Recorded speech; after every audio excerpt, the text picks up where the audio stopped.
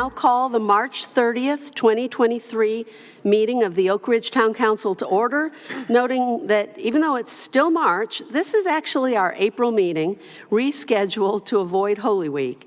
I'd like to note that we're missing Town Manager Bill Bruce tonight, but that our able Assistant Town Manager Sandra Smith is filling in. Welcome to everyone here tonight and everyone watching via our live stream.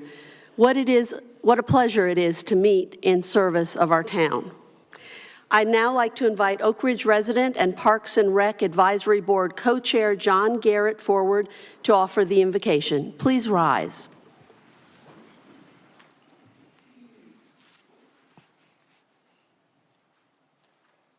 Let us pray.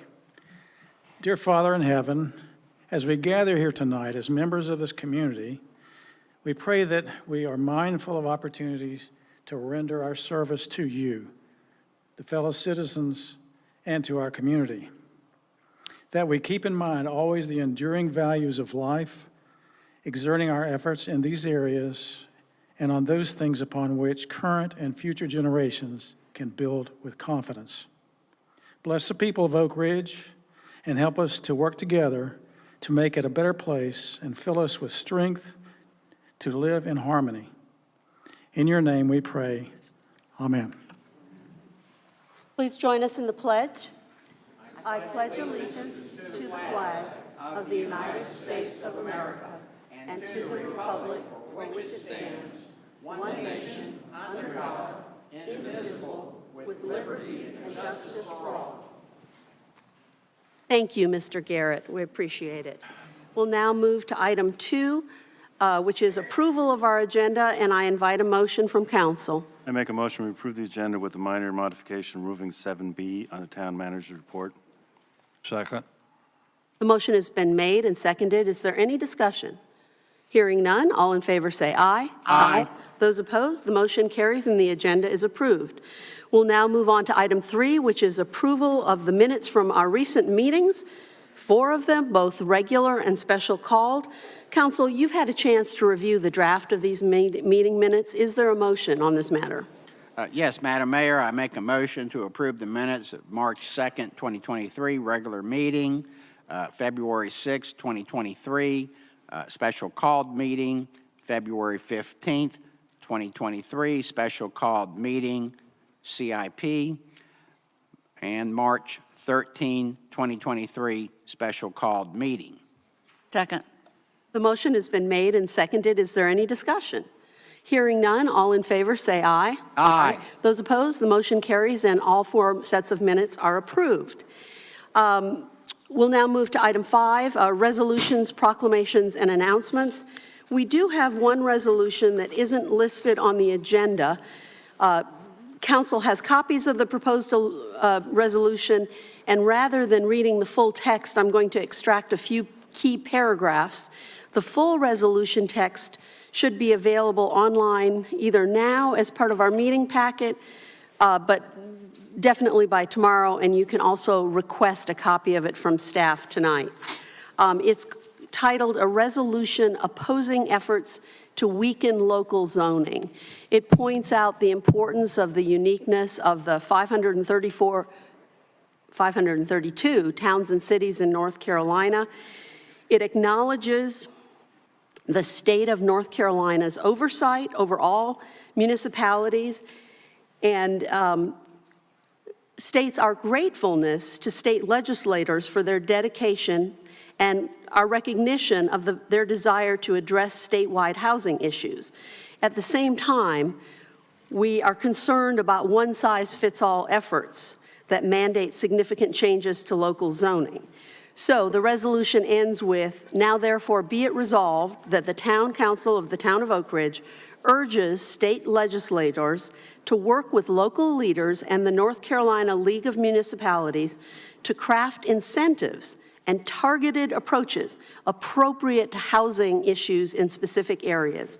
We ask that they balance their oversight with respect for the critical role that local zoning plays in maintaining the civic health of our entire state and balancing the needs of residents with those of builders and developers. We object to state bills that seek to homogenize, significantly weaken or otherwise interfere in local zoning authority, on the basis that such interference threatens a town's ability to determine its own unique identity and future within the limitations and requirements established by state statute. So specifically, we are objecting to a potential bill that would overturn local zoning and authorize the removal of nearly 1,000 acres in Summerfield, and also several Senate and House bills that are seeking, that would definitely threaten or completely overturn local zoning in specific areas. So again, if you want to know more about these specific bills, we would love to have your support in writing to your state legislators and supporting this resolution. So we need a motion on this item, however. Okay, go ahead. Madam Mayor, I make a motion that we adopt Resolution R 2023-08, a resolution opposing efforts to weaken local zoning. Second. The motion has been made and seconded. Is there any discussion? Hearing none, all in favor say aye. Aye. Those opposed? The motion carries and the resolution is approved. We now move to item number 5, which is a report from the Guilford County Sheriff's Office. Thank you for being here tonight.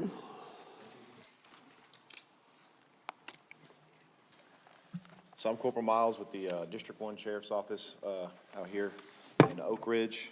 Just so a brief summary of the month of March, we responded to over 80 calls for service. Of those, 19 were formal reports. Mostly what we're getting is just a lot of B&E of motor vehicles, with the warmer weather that tends to happen. So just remember to lock your vehicles and keep anything of value out of plain view. So that's all we had for the month of March. Thank you for being here. I'll now invite a report from our local Oak Ridge Fire Department. Do we have a representative here tonight? I thought I saw somebody. I did too. Anybody here? Is it nobody here? Nobody here. Okay. We will hope to hear from them next month, and I know they're always happy to hear from residents. We'll now move to the town manager's report, and I'll turn things over to Ms. Smith.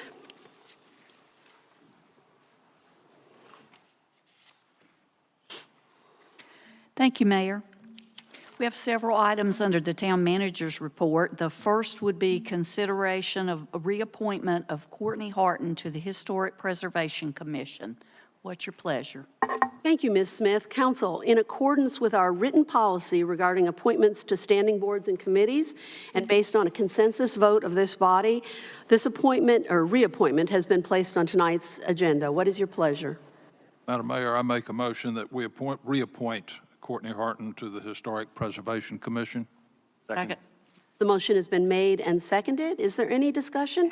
Hearing none, all in favor say aye. Aye. Those opposed, the motion carries. And thank you to Courtney Harton for being willing to serve another term.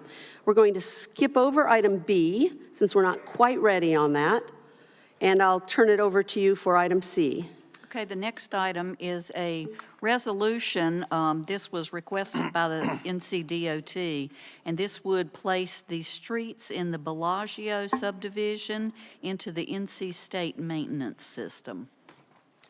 Thank you. Council, is there a motion on this? Yes, Madam Mayor, I make a motion to approve Resolution R 2023-06, resolution consenting to the addition of Catalina Place, Sicily Street, and Palermo.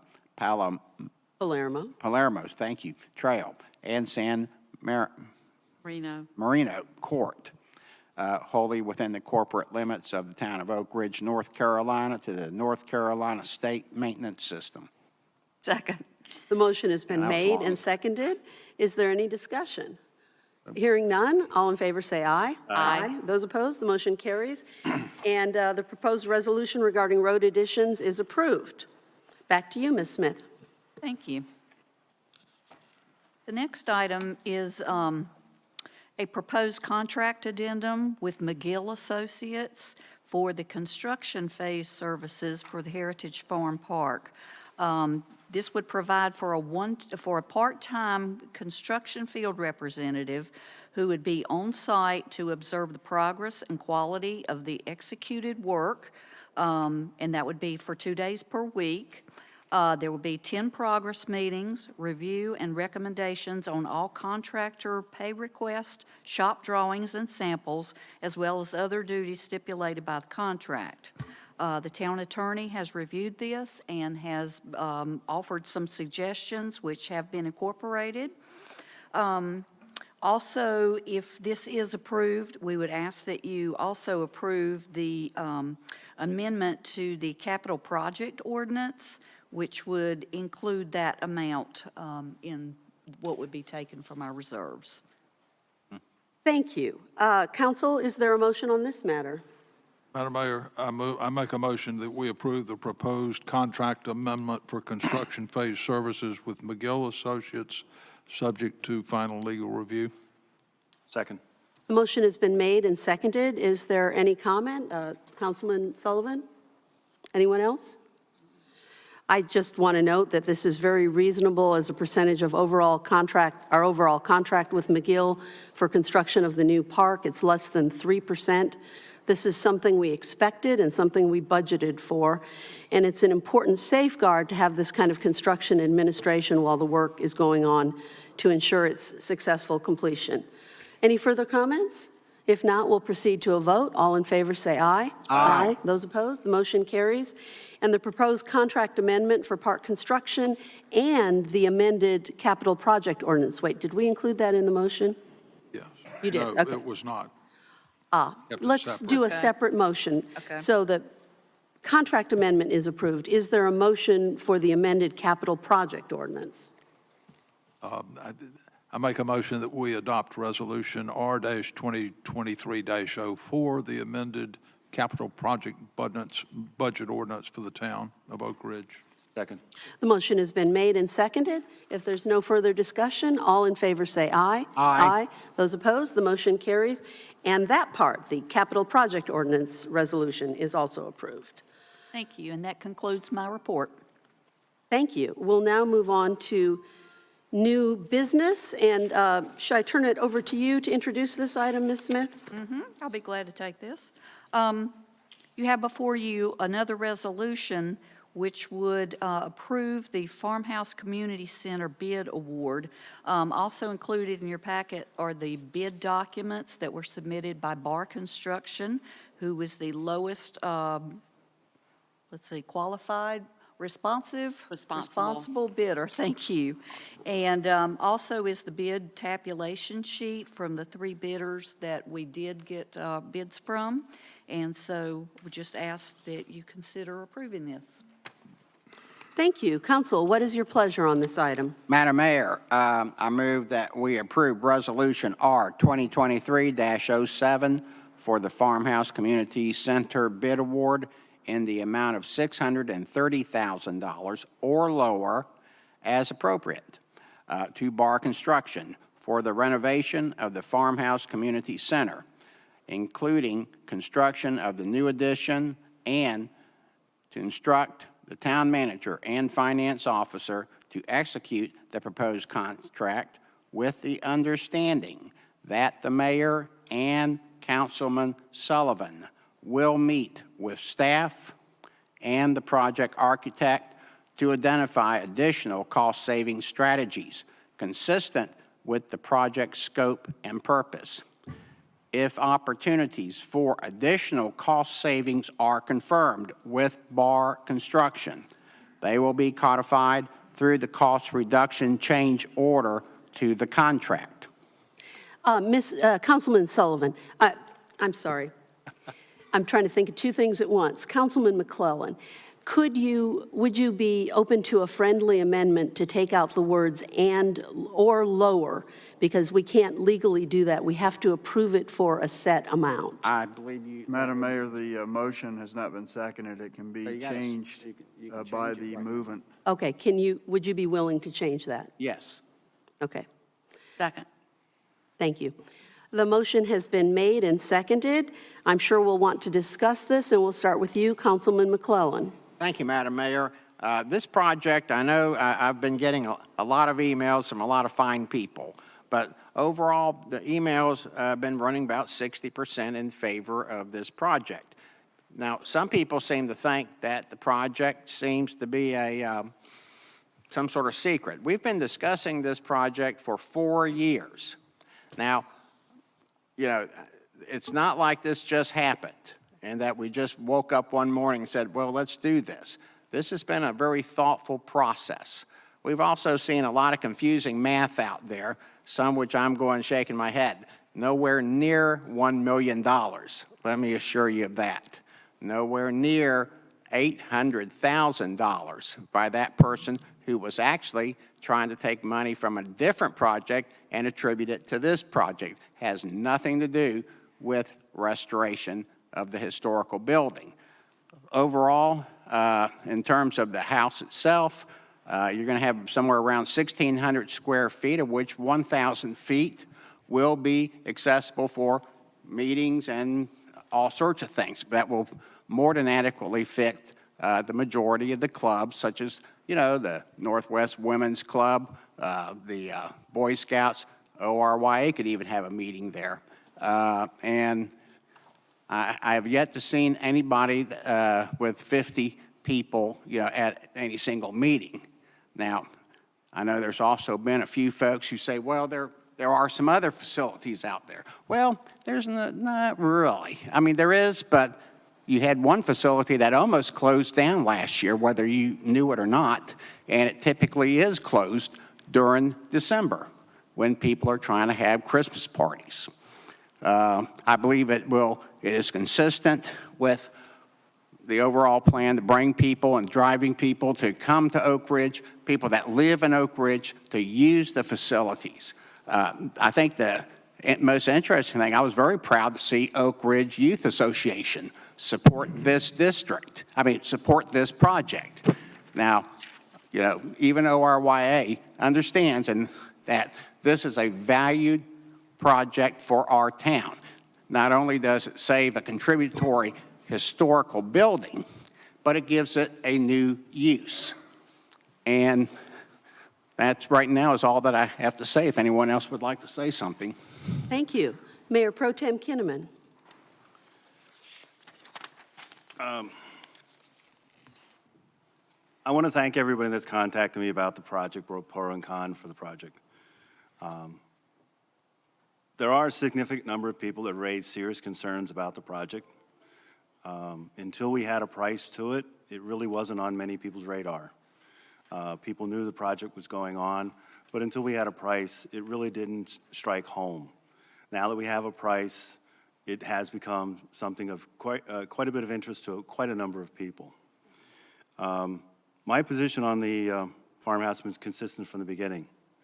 I've always questioned the likelihood that this is going to be used regularly. And those concerns come out because of the cost, but also because of its location. The concern I have about it in the area of cost is whether or not it's going to return value. Now, I've never made an argument that any of our projects will return revenue. I have no delusions that we will ever recover the funds that we do on any of our projects. The fields are never going to pay for themselves financially, but they pay for themselves in value and use. That's why I have no difficulty approving fields, sidewalks, bathrooms, because we know that they will be used. We have no doubt that they will be used. My concern here is the location of the house makes it, I believe, a challenge to get that it will be used on a regular basis. For example, for children's parties, it's the playground. Basically, by putting children on that corner, we were basically putting a playground right next to a busy street. Now, I've been told, well, there's risk in the park. There is risk in the park. But we didn't put a playground right next to a parking lot. If you look at our playground, they are a distance away from parking lots. They're not next to busy streets. There's no fence that's going to stop a child from running into the street if they're busy playing with a ball. Now, it's been told, well, parents will keep an eye on them. Well, there's not likely to have a one-to-one ratio of parents to children at a party. And I think every parent in this room can think of at least one occurrence when their children were growing up where they lost track of their child, at least for a few seconds, if not longer. And that's all it takes for a child to run into the street. So that's a big concern I have there. I don't have anyone I've talked to about this project, very, very, very, very, very few, as I've talked about demolishing the house. So the scare tactic of saying this house is in peril is flat out wrong. No one up here on this dais is talking about destroying the building. What some of us are talking about is that not to the cost and extent that we're talking about right now. I have no problem with restoring the exterior of the building, making it look like a farmhouse, but I have serious concerns about trying to have activities there and events. I also have issues with traffic. The location at a busy intersection means that people will drop their children off for an event. Now, it's unrealistic to expect that someone's going to park in the parking lot and walk their child to the house. They're going to, because of time and human behavior, they're going to say, hey, I'm going to drop my kid off the front door, and then I'm going to pick him or her up at the front door. That means there's going to be stacking in front of that house, and that stacking is going to head toward 150, and it'll head the other way. So we're going to have traffic issues there. So I do not have any problem with restoring the facility. So anyone that's been telling you that I'm for demolishing that building has been feeding you a line. So again, that building is at no peril by anyone up on this dais. All some of us are arguing is that the cost and the use is not appropriate for the tax dollars. The grants that we're getting are taxpayer money. And I try to treat them just as carefully as your local tax dollars, because those are your tax dollars. They're not free money, they are taxpayers' money. And we should be just as prudent with that money as any other taxpayers. So it's not free money, it's not magic money. It doesn't magically reduce the cost of the project down to whatever number it is. It still is $630,000. And at $630,000, it's more cost than the payoff. And like I said, the payoff I'm looking for will be used extensively. Now, as to other facilities in town, the room you're sitting in right now is available to almost all nonprofits. So if you want to have a meeting, you can have a meeting here for no cost. You can have a meeting in the conference room across the hall for no cost. Yes, you can have food.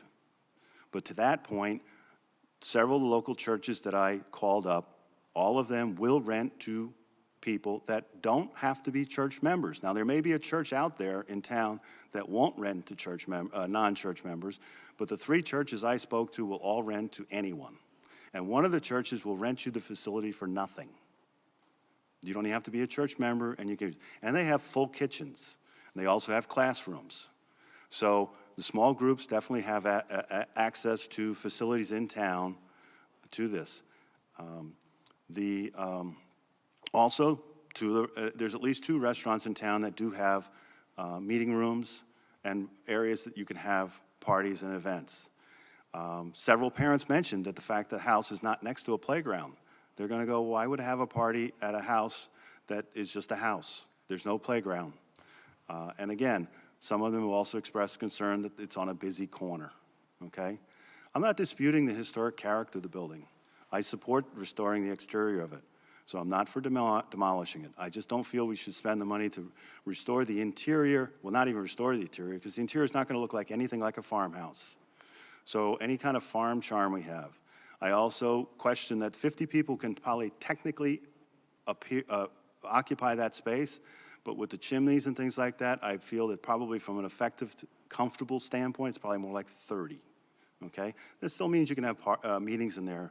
But like I said, I believe that from a prudent and responsible use of taxpayer money, regardless of where that taxpayer money is coming from, this is not an appropriate use of taxpayer money to renovate it to this extent and also to try to use it for the purposes we're talking about. I believe it presents a safety issue, a traffic issue, and like I said, I believe it's not an effective use of taxpayer money.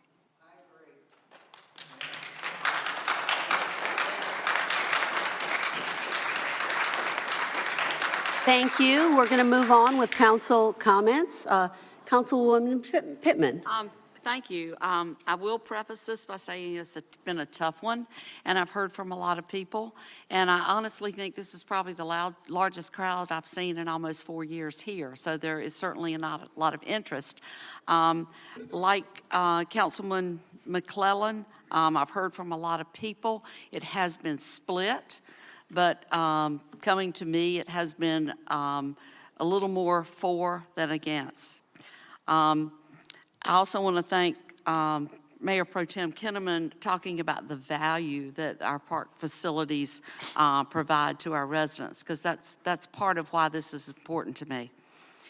The first time that I heard about this project and heard it discussed was before I was on council, while attending a CIP meeting in February of 2019, 4 years ago. Since that time, the project has gone through the same process that every other project, major project that we have with this town. Tonight, we're at a critical decision point. Demolition is not an option. Postponing so we can restructure the funding model or the scope of the project in any material respect is undesirable, in my opinion. That leaves us with deciding whether or not to award the contract for the Farmhouse Community Center construction. Based on my knowledge of the project and untold hours, especially in the last 10 days, of discussion and emails with supporters and detractors, I think the following are the most important things we need to think about. We need to talk about the cost and the funding. We need to talk about the historic district and historic preservation. We need to talk about adaptive reuse. And we need to talk about the site plan. In terms of cost and funding, the project is expensive. I don't think anybody denies that. But some of that wow comes from residential versus commercial construction and private versus grant funding. Commercial construction with grant funding is simply more expensive due to administrative and regulatory burden. We have inflationary pressure. We all know about that in terms of materials and labor. The flood of grant funding also has a huge impact on supply and demand, which is a fundamental part of the way our economy works. These ARPA funds have created more construction demand than the supply of contractors can manage. There is little competition in bidding. When demand exceeds supply, the prices go up. And this is the bidding market in which we are trying to build this project. So let's talk about the grants. We have $380,000 in outside funding. Those are taxpayer dollars. Absolutely. But they're sourced from outside the direct taxing authority of Oak Ridge. So I do think it's important that we consider the grants at least partially separately when we look at the financial costs that are directly attributable to Oak Ridge taxpayers. When looking at the cost related to the structure and the site improvements together, the whole project, and what we estimate the site improvements, the grant funding covers approximately 45% of the cost. If it's applied just to the structure, looking at what we've already spent on the structure and this bid tonight, that percentage rises to 58%. For a lot of folks, that sounds like a real deal. If, and only if, you see value in the project. And as Mayor Pro Tem talked about the value that we receive from our park facilities, a lot of those things, they can't be measured. Use is certainly something we can measure. We can't predict it. We don't have magic balls. So the value of this project cannot be measured in dollars. The importance of and the value placed on every aspect is subjective and varies from person to person, as we have found out very clearly. It varies. So I will share with you why I think the project is worthy and would be a valuable asset to Oak Ridge and the community. And many of these points have been shared with me from many of you, some of you here tonight and some that could not be here. The Historic District. Preservation and conservation is in our town's DNA. That's who we are. Saving this farmhouse is important. It is a contributing structure included in our historic district inventory. We own it. We are responsible for what happens to it. We need to set a good example to other property owners in our historic district. We need to protect the integrity of our historic district that has been challenged before and very likely to be challenged again. Its value is not that it's magnificent or something famous or an event happened there. It's located on a historic tobacco farm. Its value is that it represents the type of ordinary, everyday home that the farmers of this community lived in. Historic preservation. You know, there's been a lot of argument, and a lot of it is semantics and how we understand vocabulary, and I am not an expert on historic preservation. So some say that the plans are just renovation, not historic preservation. I believe, from what I've learned, that this project is both. If we approve the bid contract, the exterior will be restored to its original historic 1930s craftsman style. The inside, or the interior, will be renovated and modernized. The addition that has been designed will be constructed in keeping with the style of the original house. So it is a combination of renovation and restoration. Adaptive reuse is a common way to save old buildings and repurpose them for modern uses. So let's talk about purpose. Think about our lives. The best way to save anything, is to give it purpose. While the structure has value just as it is, or with the outside fixed up, giving it new life and purpose multiplies the value of saving it. I believe there is a demand for modestly priced indoor public event space. The project has the support of our Parks and Rec Board, and they are charged with making those determinations and recommendations. As an indoor facility, it can be used year-round in all kinds of weather. This is something we don't currently offer unless you consider Town Hall that doesn't allow food in chambers, as Jim mentioned. And I certainly can't imagine us allowing kids to have a paint party in the conference room. The goal of the Site Design Working Group, which is still working, is to create a safe, attractive, and accessible landscape plan that is fully integrated into Oak Ridge Town Park. The cost associated with this project are estimates, but however we proceed, we need to connect the sidewalks to nowhere, and we need to beautify the corner of that property. And I understand all the focus on cost, and I'm committed to pursuing additional cost savings anywhere we can find them within the current scope of the project. But we also have to balance cost with all the benefits received. A lot of these benefits can't be measured, but we need to consider them.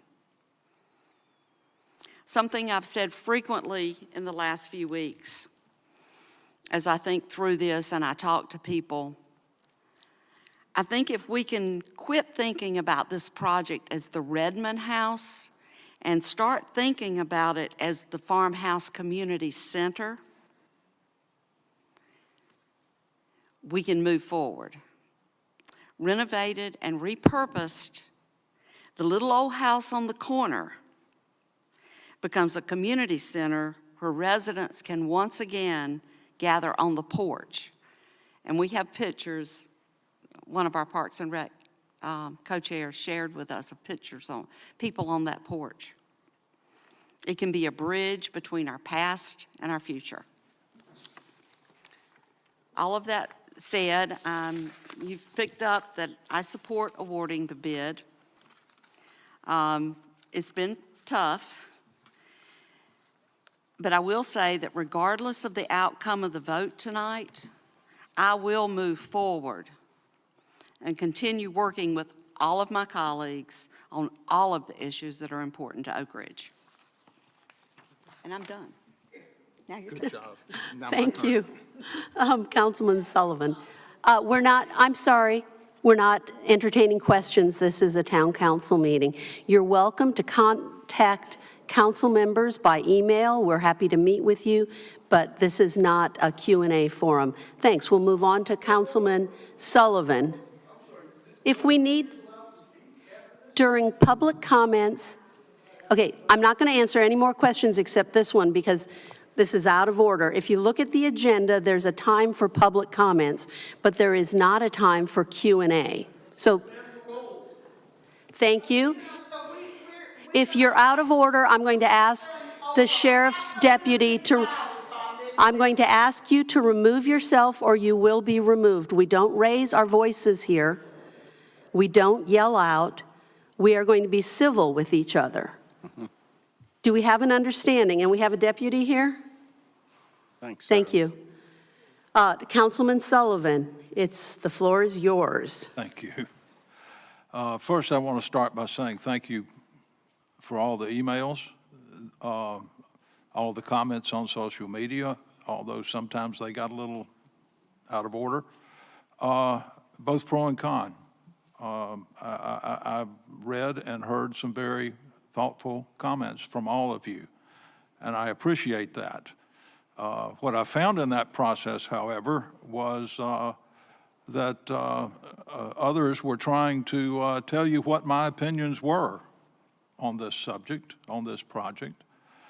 So I thought I'd do that myself tonight, share my journey in considering this matter, if you will. And I want to start by going back a little bit. As I recall, discussion of improving the site at the corner of Lisa Drive and Linville Road began in 2018 when I was still serving on council as mayor.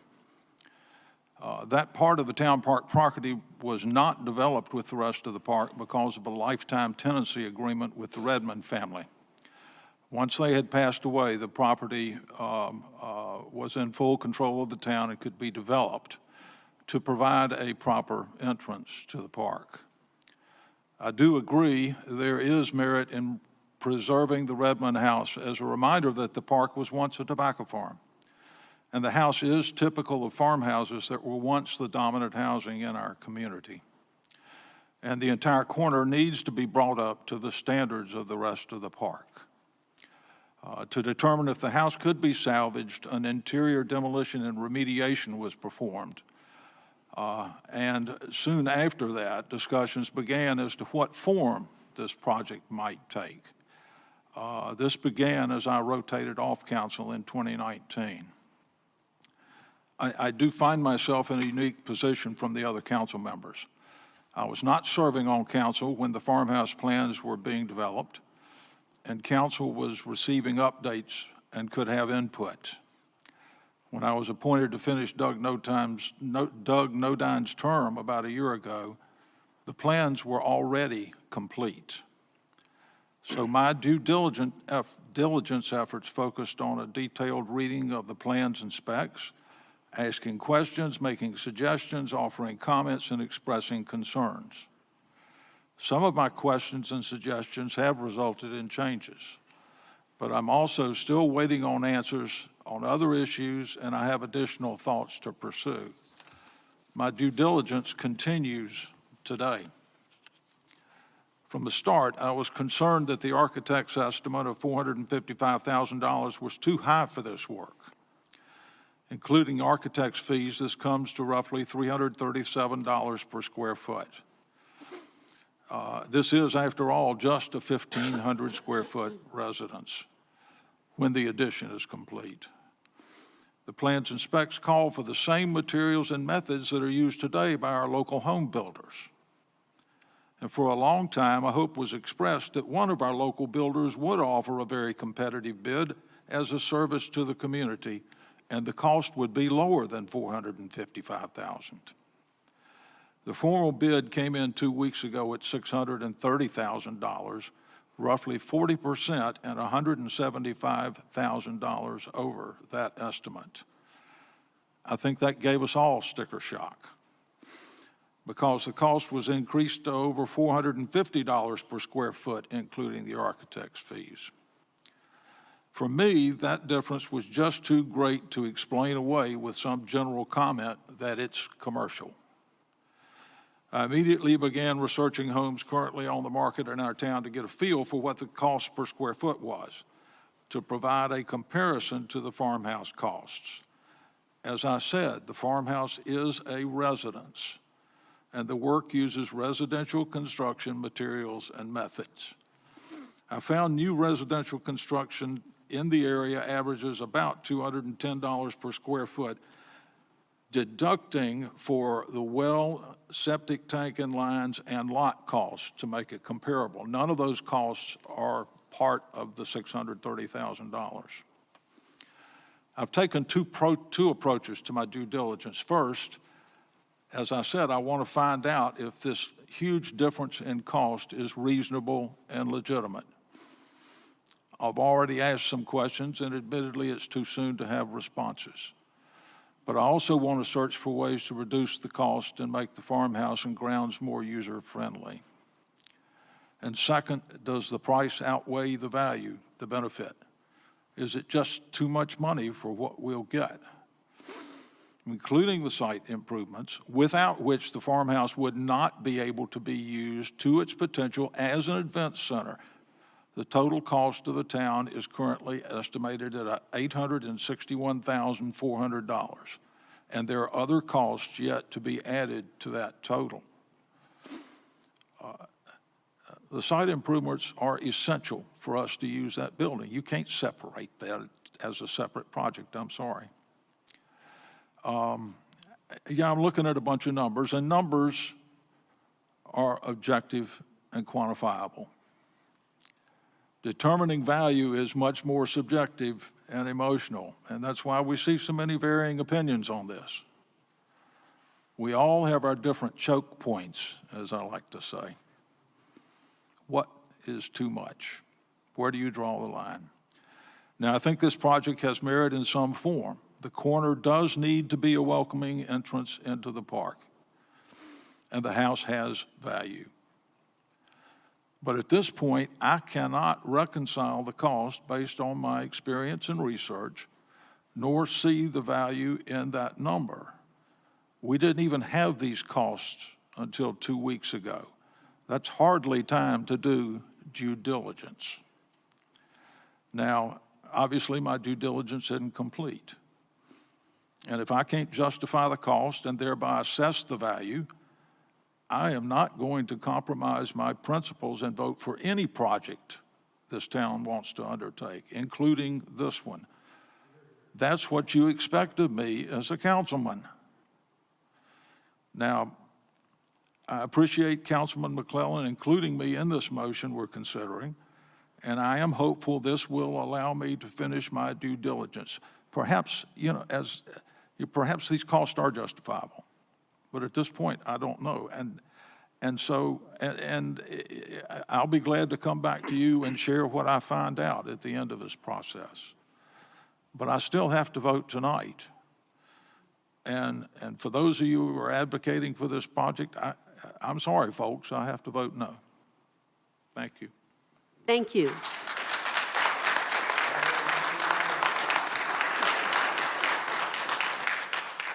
Thank you, Councilman Sullivan. And I also want to thank all of those who posted civil comments online and all who've sent in emails, at least 37 of which have been supportive of the farmhouse project, more than twice the number of those in opposition. I've responded personally to every email for and against, and to many of the online posts, well, actually, usually to the person who posted them. I've listened to everyone and provided information about the project to anyone who is interested. I've offered to talk or meet with any resident, and I held a mayor's meeting with residents invited. There were 10 of us, and we had a wonderful civil discussion. Like the rest of council, we're just all available to talk to residents. But this isn't a referendum. This is a council decision about a rational project that has been developed over 4 years through a thoughtful process that has involved residents every step of the way. Resident input began with the survey conducted by McGill and Associates in 2019. The results of that survey have guided every aspect of the planning for our new park, as well as improvements to our existing park. McGill's analysis of the data stated that nearly 100% of respondents were in favor of various types of public use for the Redmond House, which they suggested that all of those could be accommodated through a community center. Underscoring all of this, I've heard several times from our staff that they've been hearing for years from people searching for an indoor rental space, particularly in our beautiful park. So this led to a working group researching and eventually recommending the use of the house as a community center as being both possible and appropriate. And then this led to council's unanimous decision to hire Hill Studios to design a renovation for that use while preserving the historic structure. So this project has two purposes. It's two projects: to give the historic farmhouse a new use that is responsive to resident needs, and to preserve it consistent with its status as a significant structure within our rural historic district. These purposes form a rational basis for the project, and you can't really do one without the other. Our job tonight is to decide if the low responsible bid that we receive for this project is reasonable. Great questions have been raised about this. But we are working here in a historically unprecedented era of inflation that's put particular pressure on construction and labor costs. The next question is whether we can afford it. After much careful consideration, and even though I love the idea of reusing any historic structure, I had to think very carefully about this. But after careful consideration, I believe the answer to both questions is yes. I've asked as many building professionals as I can whether the proposed bid is reasonable in today's economic climate. Yes, they said, costs have gone way, way up. But might those costs go down, I asked. Would it be cheaper, or would it be cheaper to demo the structure and build a new structure? The answer to both of these questions was a resounding no. Looking at the costs of our new park, I gained a kind of practical education in how construction costs have gone up. While costs for the farmhouse have gone up around 50% since our estimate a couple years ago, the cost for the park went up about 65%. Simply constructing a single 1,000 square foot restroom building with 800 square feet of interior space, bare bones interiors, will cost us well over $600,000. Wow. That makes our current bid of $630,000, despite all the sticker shock, look more like it's consistent with what today's costs actually are. The site improvements have been mentioned. That's not what's before us tonight, but I just want to note that of those, the only one immediately attributable to the farmhouse will be on-site parking, and that's been estimated at $30,000. I think that's probably appropriate, but we'll find out. But the rest of it can be phased. So at the same time, as I've come to these conclusions, I am committed to working with Councilman Sullivan and with our staff and our consultants to look for cost savings. According to Barr Construction, early information from them, they budgeted this project very tightly. They do have some suggestions, and I'm hoping that Councilman Sullivan's questions will also be helpful and that the input of our architect on this will be helpful. So I'm not going to belabor the cost issues any further. But when we have grants to cover more than half the cost of the renovation, I'm not sure what we're waiting for.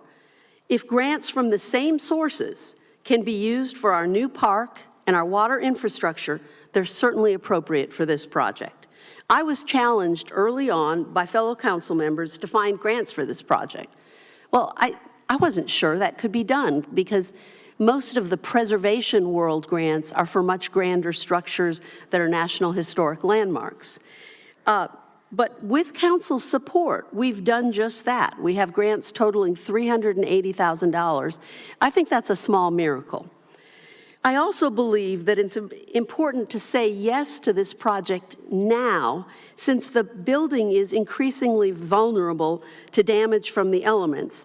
Its interior is gutted. It's been like that for over 3 years. It is not going to last forever in this condition, so the need for renovation is urgent. Other approaches to this project haven't made sense to me, although I've considered all of them. Preserving the outside without a new use isn't supported by our historic district standards. Why spend the money at all if it doesn't benefit our residents? From what I hear from building professionals, the cost of that kind of project would exceed $250,000, since you'd still have to restore all of the outside walls, add a poured foundation to stabilize the house, replace the doors and windows, and many other things. And without compliance with commercial codes, it couldn't even be used for storage. Unfortunately, we can't use volunteer labor because it's not consistent with how towns have to bid out projects like this per state statute. What contractor would agree to oversee volunteers? Who would bid on it? In order to warrant their work, they need skilled labor that they know and trust. Can we get help from outside organizations like Preservation Oak Ridge? Absolutely. We would love to see donations from them consistent with their purpose of preserving historic structures throughout Oak Ridge. We would welcome a joint fundraiser with them to raise funds for something like the inside appliances and furnishings, which we have budgeted at $6,000, but we're hoping to raise those funds through contributions. That's appropriate because it's separate from the actual building, which I believe is the town's responsibility. Will this space duplicate or take away from other community spaces available in Oak Ridge? What I've heard from residents is clear on this. They're in favor of more options, and the farmhouse's location inside our town park, with its incredibly functional and open layout, is uniquely appealing for a wide range of events. Compromise is already baked into every aspect of this project. Questions and guidance from council members have been addressed at every step of the way, and the project remains focused on being cost-effective, low maintenance, and functional for residents. I've posted online on my mayor's page about the significance of the structure, but I'll just say that these vernacular everyday structures are as important in many ways as the more well-known structures in our town. It tells a different story, but the story is just as important. Its simple craftsman charm with its double chimneys and front porch are typical of how pre-1900 tenant farmhouses evolved from simple 4 walls, kind of a shack, to more dressed up but still very modest structures during the early 1930s. It's the last remaining farmhouse on over 140 acres of historic farmland owned by this town. It's the kind of structure that's disappearing all over Guilford County and all over the state. As Terry Hammond said, and was pictured on the front page of the paper today, this place matters. How can we create something called Heritage Farm Park and not be fully committed to preserving, in the best way possible, this important part of our history? And how can we fund historic heritage grants and conservation easements to preserve other historic structures and open spaces while not preserving, in the best way possible, the only historic structure the town owns? If there's one thing I've learned in my many years of service to Oak Ridge, it's that we need to do everything we can to support and protect our historic district. As Councilwoman Pittman said, it remains vulnerable. But it is the character-defining feature of our town, and our commitment to preservation has helped build Oak Ridge's well-deserved reputation as a uniquely livable small town. It's all part of what makes us proud to live here. Most importantly, I think it's essential to our vision for the future, a vision that values our rural and historic roots while investing in a forward-looking village feel for our town with infrastructure. I don't think there could be a better symbol of that vision than a renovated farmhouse welcoming visitors to events of all kinds in our beautiful town park. Thank you. Is there any further discussion, Council? Just want to make one thing. I noticed, one question I had heard from some folks, and that was concerning the ARPA funds. And it was funny, I had a phone call just before this meeting started from the county. They had had a couple people who had called from Oak Ridge about the ARPA fund, saying, well, if this project is not completed, can that money be used for something else? Well, the answer is no. It is used for a specific designated purpose. So, in other words, we'd have to give the money back. And so that's how ARPA works. It is designated for a purpose, and especially when, and this is the county ARPA funds. So, and of course, I'm also, once again, very grateful to the state of North Carolina, who has awarded us of the grant money, $75,000. So, I mean, we should be, the whole world's watching us tonight. So, anyway, that's all I had to say, Madam Mayor, and thank you. Thank you. I have a couple follow-up points. Yes. Then. Like anything else, there's multiple county commissioners.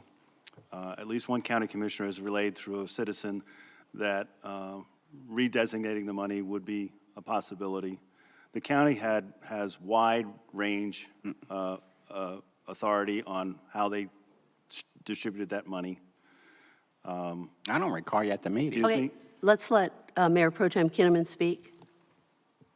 That until we ask, we don't know if they would let us redesignate that money.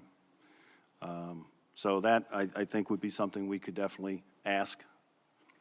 As to, I want to tag on a little bit what Councilman Sullivan mentioned about the landscaping and the infrastructure. There will actually be two parking areas that would be added to this project. There would be one that would be immediately adjacent to the house, and then there also would be another one that would be for up the road a little bit. But if we don't develop this as an event center, the landscaping plan would be dramatically different. So we don't know what that plan would cost. There will be costs. I don't dispute that there will be costs to landscape that corner. Regardless of what we do, we will landscape that corner. But if we're not going to landscape it as an event center, the landscaping will be dramatically different. So the costs will be different. We don't know what those costs are. In hindsight, these two bids should have gone out together. So we would know what the total cost of the project was, because we don't know what it's going to come back. It could come back as an outrageous number, and we might say, well, we're going to need to put the landscaping off, which to Ms. Sullivan's point, the event center wouldn't be that practical to use until we put the parking lot in, until we did all that stuff. So the survey is something that's regularly mentioned. The survey, in all honesty, was very flawed in that it only said, what do you want to do with the building? It didn't give a cost to it. I can imagine, based upon the amount of pushback I've gotten, that if we put a survey out today and said the house is going to cost $630,000, we'd get a dramatically different answer than that survey gave us originally. Okay? Inflation, no question about it. I don't dispute the costs. I'm not trying, I'm not a builder, so I don't question the costs. They are what they are. But some people have talked to me about the fact that lumber prices are coming down. The inflation rate is getting under control. Maybe we do wait until the inflation, all the money that's been pumped in for infrastructure settles down a little bit. Maybe costs will come down and there'll be more bids out there because there'll be less competitiveness there. Let me see, anything else? I still think there is, the cost, it gets back to the cost versus value. So I think there's no dispute that I'm not in favor of awarding this bid at this time.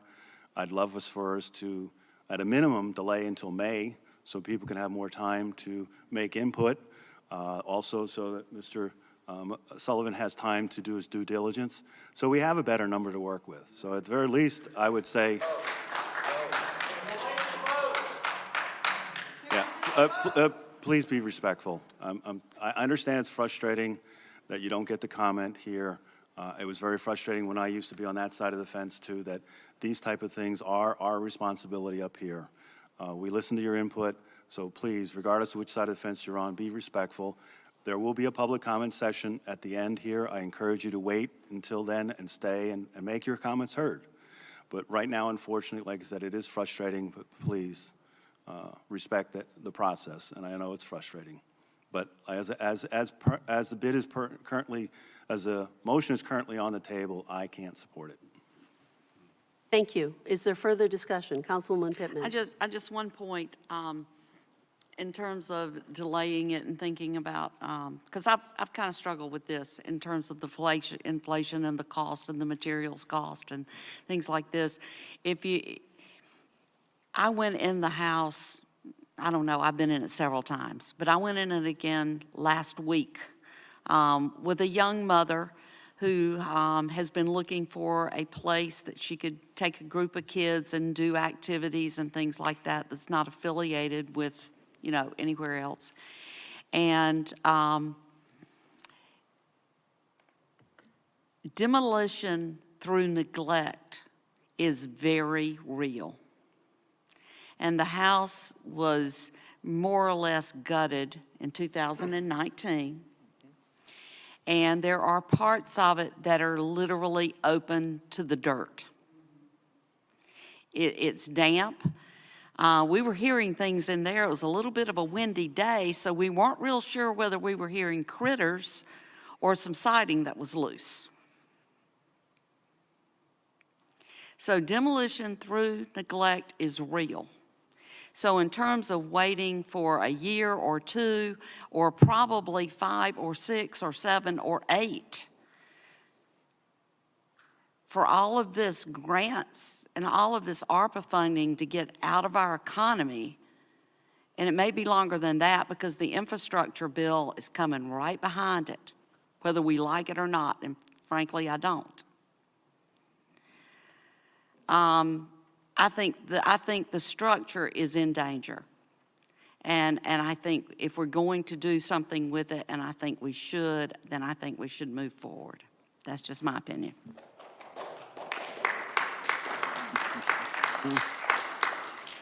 Thank you. Do you have any further comments? Sure. Of course. After everybody else did, why wouldn't I? I think listening to my fellow council members' comments, I hope those of you here understand the complexity of this decision. It is a project that's been considered for several years.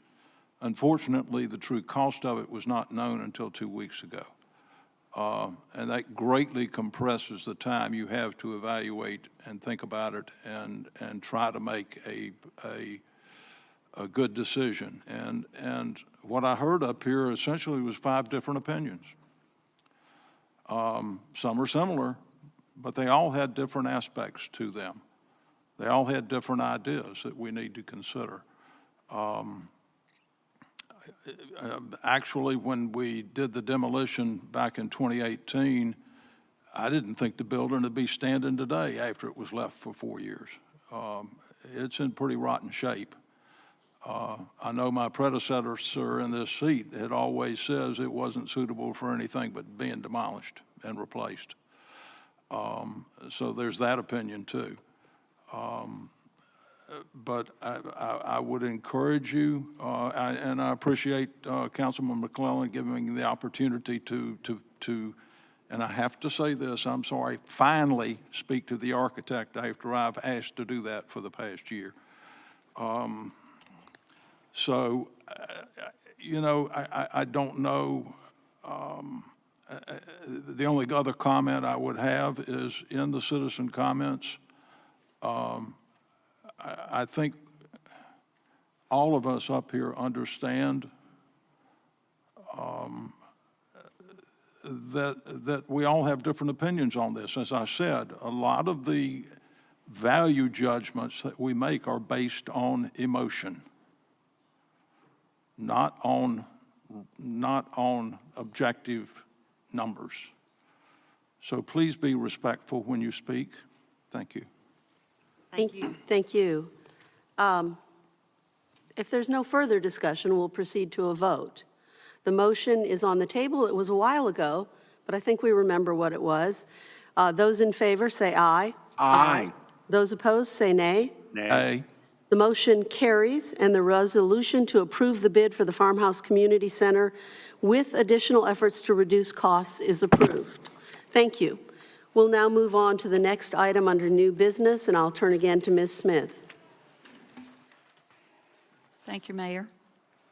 The next item is for the scope of work for a SCIF grant, which is the State Capital Infrastructure Fund. And this would be a grant for the $75,000, which would go toward the construction and renovation at the Farmhouse Community Center. So with your permission, I just ask that the proposed scope of work to apply this $75,000 SCIF grant toward the Farmhouse Community Center be approved. Thank you, Ms. Smith. I just want to say that this is, the grant was already awarded by Representative Faircloth for this purpose, but because of the grant monitoring office at the state, we have to codify the scope. Council, is there a motion on this matter? Madam Mayor, I make a motion that we approve the proposed scope of work to apply a $75,000 SCIF grant towards the renovation, new construction at the Farmhouse Community Center. Is there a second? Second. The motion has been made and seconded. All in favor say aye. Aye. Excuse me, Yes. discussion? Oh, I'm sorry. I'm sorry. I'm sorry. I'm starting to rush after we had so much discussion. I'd like to open this for discussion from council members. Go ahead. No, I mean, it's pretty, we went, Yeah. Ian and I went down there and got it. What can be a little confusing, and I just want to make sure people understand that once this project's been approved, I'm not going to be an obstructionist. This is something that has to be done for this project to be done successfully. I will raise objections when I can. I will make suggestions about the way the project can be done, but council has decided to move forward with this with a 3-2 vote. So this is something that is necessary for this project to be successful. So I'm not going to sabotage the project or be an obstructionist. I will raise objections when it makes sense, but that's why I'm in favor of approving this. Thank you. Is there further discussion? I would like to say thank you to Mayor Pro Tem Kinnaman. And thank you from me as well. I appreciate that. Same here. I do trust that we will all, as a council, work together, and as a community as well. And again, everyone's input is welcome. If there's no further discussion, we'll proceed to a vote. All in favor, say aye. Aye. Those opposed, the motion carries, and the scope of work for the SCIF grant is approved. Back to you, Ms. Smith. The next item is the site plan and graphic for the elevated water tank. In order for these to be approved, first of all, the site plan was developed by Wooten, who's our consultant, with assistance from a working group, which consisted of the town manager, the mayor, Councilman Sullivan, who has worked with the Water Advisory Committee, and also Jim Harton, who is the chair of the Water Advisory Committee. And they have endorsed this location on the town hall property, as well as the tower's capacity and style. The graphic that will go on there, renderings were prepared by local graphic designer Carol Key. And once this is endorsed by the council, the site plan will need to be submitted for zoning approval for the Planning and Zoning Board. And then the site plan and the graphics will need to be submitted for a certificate of appropriateness from the Historic Preservation Commission. Do we have an image of the graphics that we can project? That's the wrong one. It's a little too white. That's the white one that we don't want. Okay, Imagine it in yellow. That's just how it's displaying on the screen. I don't think so, but okay, fine, that's fine. It's actually going to be a pale kind of golden color. Council, you've received the site plan on this and the more accurate rendering. Is there a discussion on this? I mean, is there a motion on this matter? Sure. It's your committee. Madam Mayor, I make a motion that we endorse the site plan for application to the Planning and Zoning Board and for the COA application to the HPC. Second. Councilman Sullivan, would you like to comment? We have received preliminary plans. This is just for the site and just for the graphics. It has nothing to do with the technical aspects of this project at all. The full Water Advisory Committee will undertake a full evaluation of the plans that we expect to receive. We've got the preliminaries with us. The full-blown plans should be to us shortly for us to. This isn't an approval of the project at all. This is just for the purposes of procedure to have P&Z approve the site plan and the Historic Preservation Commission to approve what you're looking at here and the appropriateness of it. Thank you. Councilwoman Pittman, any comments? No, I really wasn't sure how I was going to feel about it. I think it's going to be a big change. It's going to be a big change visually, but like things often happen, once you've seen it and you've ridden by it a few hundred times, you might not see it anymore. I really do like the color. I like the graphics. I have no questions about the site plan. It looked, well thought out and planned, and a lot of it I understand had to do with the requirements. So I don't really have any questions. Thank you. Mayor Pro Tem Kinnaman?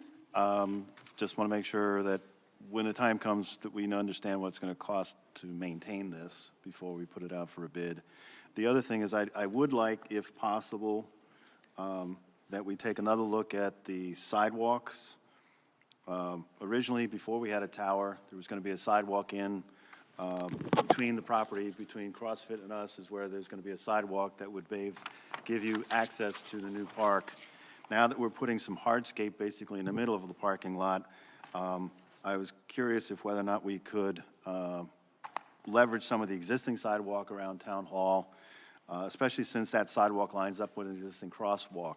My concern is if we have a sidewalk along that side of things, people will jaywalk, and that's one of my concerns. So if there's a possibility of taking another look at that, I would like that. So that's it. Thank you. Councilman McClellan. Thank you, Madam Mayor. Yeah, I mean, I think that this is a great step forward. As y'all know, I've been a big proponent of the water tower, particularly as it relates to fire suppression. That will hopefully lead to some reduction in folks' home insurance. as, the ratings of the fire department hopefully will even improve some more. They're already good, but, so I think it's an important first step. So I'm glad to see that we're doing this tonight. Thank you. I want to express my thanks to members of the Historic Preservation Commission who had preliminary meetings with us about this project. One of them suggested a different color, and you're not looking at the right color, I'm sorry about that, but they suggested sort of a taupe color, and when we put it on the tower, it just kind of looked drab. The little bit of light yellow, I've got one I can hold up that's a little too dark. It's not that dark, but it looks more like that. Our goal in it was to sort of blend in with the colors of the historic district and colors of nature surrounding this. The location, if you go down the center of our main parking lot out here, there would be a small service road straight out the center of it to an enclosed area where the water tower would be in the middle, and there would be landscaping around it. And those are the things, the location, the landscaping and fencing and the graphics that are primarily what HPC will look at, and planning and zoning will look at the site plan details and probably won't care about the graphics. But we tried to make simple graphics. One person said that this tower, it's a water tower, but it will be a symbol of progress in Oak Ridge. And even though some may not like it at first because we're all going to be shocked to see it because it's going to be big, it will turn into a landmark for our town, marking our municipal core. And we're grateful for state funding of $1.1 million that we've had sitting ready to use for several years, as well as $3.265 million in county ARPA funds, some of which will go toward this project. This is the first step in the permitting process, which is to gain approval from our local boards. Is there any further discussion? If not, we'll proceed to a vote. All in favor say aye. Aye. Those opposed? The motion carries, and the approval of the preliminary site plan and graphics for applications to our local boards is approved. We'll now open the first of two periods for public comment, and I want to apologize for raising my voice.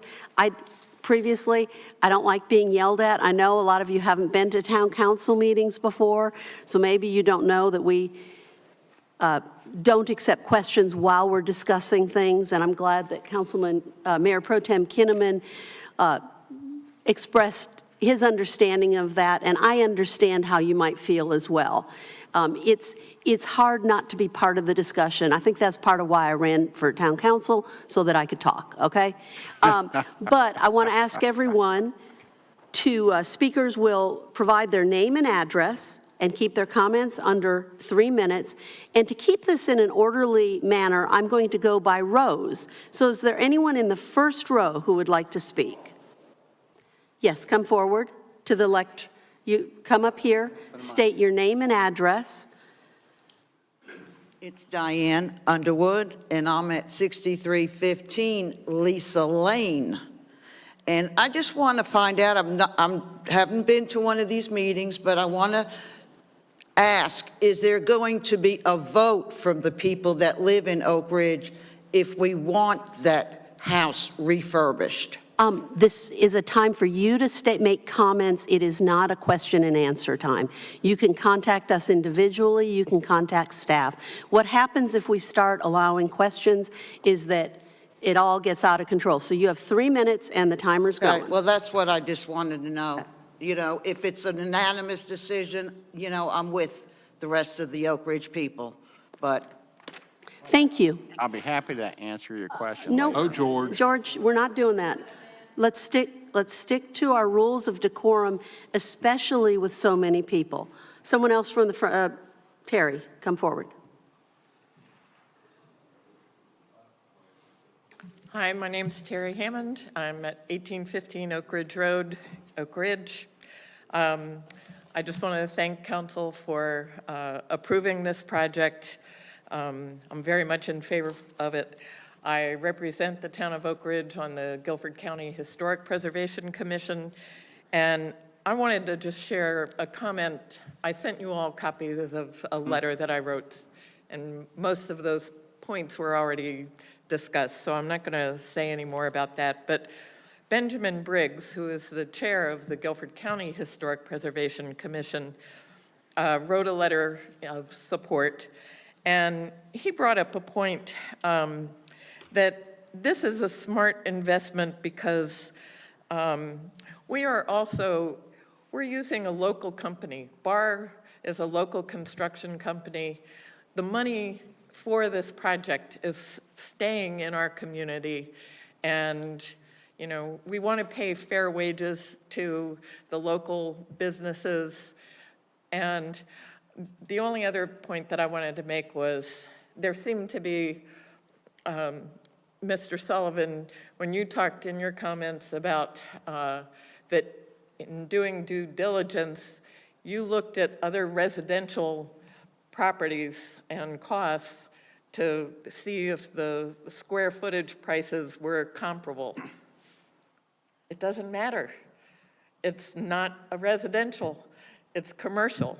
And so you have to compare this. You're comparing apples and oranges if you're comparing it to other residential. You have to compare to other commercial properties. And the commercial is just sky high. I went to the gas station today to buy gas for my lawnmower. And the, ethanol-free gas is up to $4.50 a gallon. So it's everywhere.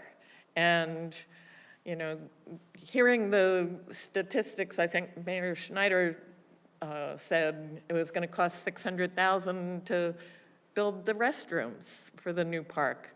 It makes, to me, this is a deal. We're getting a deal to be able to rehab this house as a community center. I value it. I think that is the time Can you up? wrap up, Terry? That's That's the it. 3 minutes. Thank you. Thank you. Anyone else in the front row? That was not Ashley. Oh, who was that? I'm sorry. The audience was Go ahead. telling me that 18 seconds. I'll just wrap up. Thank you. You have a timekeeper, so nobody else needs to do it because we got to rely on one person, and that's our staff, Deputy Town Clerk Ashley Ashley the clerk. Ashley Royal. Ashley Royal. Go ahead, Mr. Hi, I'm Nydorf. Roy Nydorf. I live at 1815 Oak Ridge Road. I just wanted to thank the council for their wisdom and very thoughtful conversations, even though some of you are opposed. I really appreciate that as a resident. Thank you. Thank you. Thank you. Anyone else in the front row? Okay, the second row. Anyone wants to raise their hand? Are you in the second row? Okay, Mr. Walraven. It's hard to see from up here. Okay, I get it. Thank you. Come on forward. Like the previous gentleman, I want to commend the town council for your transparent and diligent approach to kind of resolving this matter. And I think it speaks well to our voters that we voted you into office. I'm in favor of the community center. That's what I wanted. I wanted a community center. And I went back through your strategic plan, our strategic plan. I read the vision statement. I read the recreation focus area. I read the growth and development focus area. And I read the preservation focus area. And I feel that the strategic plan for the town is highly compatible with this project. And renovating the Redmond House is actually an elegant, well-thought-out solution for making this community center a reality. Thank you. Thank Mr. you. Walraven, would you give your name and address for the record, Oh. please? Ben Walraven, 5931 Pepper Road. Thank you. Sorry I missed that. Anyone else from the second row? So the third row, anyone? Come on up. One of you. Carl. Hannah first. Yeah, he did. He's quick. Hi, my name is Carl Leaborn. I reside at 8514 Rosedale Drive in Oak Ridge. And I really apologize because, like obviously many of the other people in here, this one snuck up on me. And while I appreciate that we've been working on this plan for 4 years, we've had the financials on this for 2 weeks.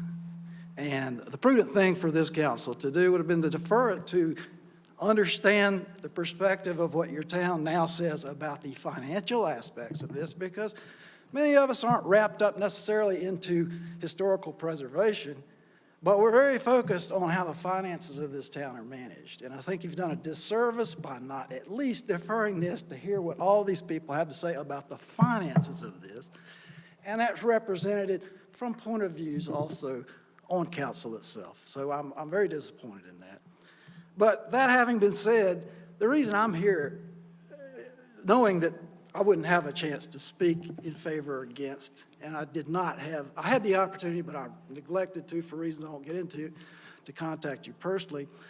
I recently, this year, witnessed the kickoff of an $8 million project to put a pipe from Kernersville here.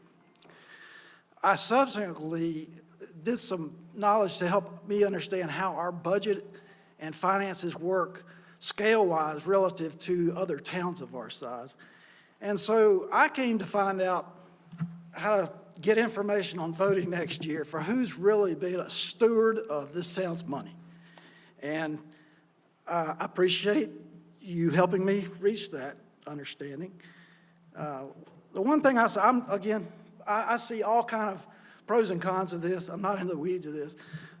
But I would say that taking a functionally obsolescent residential property to repurpose it as a commercial or institutional use without having a defined set of requirements to even see what the use of that is, I feel is an excuse to put a historic project that may not meet the future strategic needs of what we really need out of a structure like this.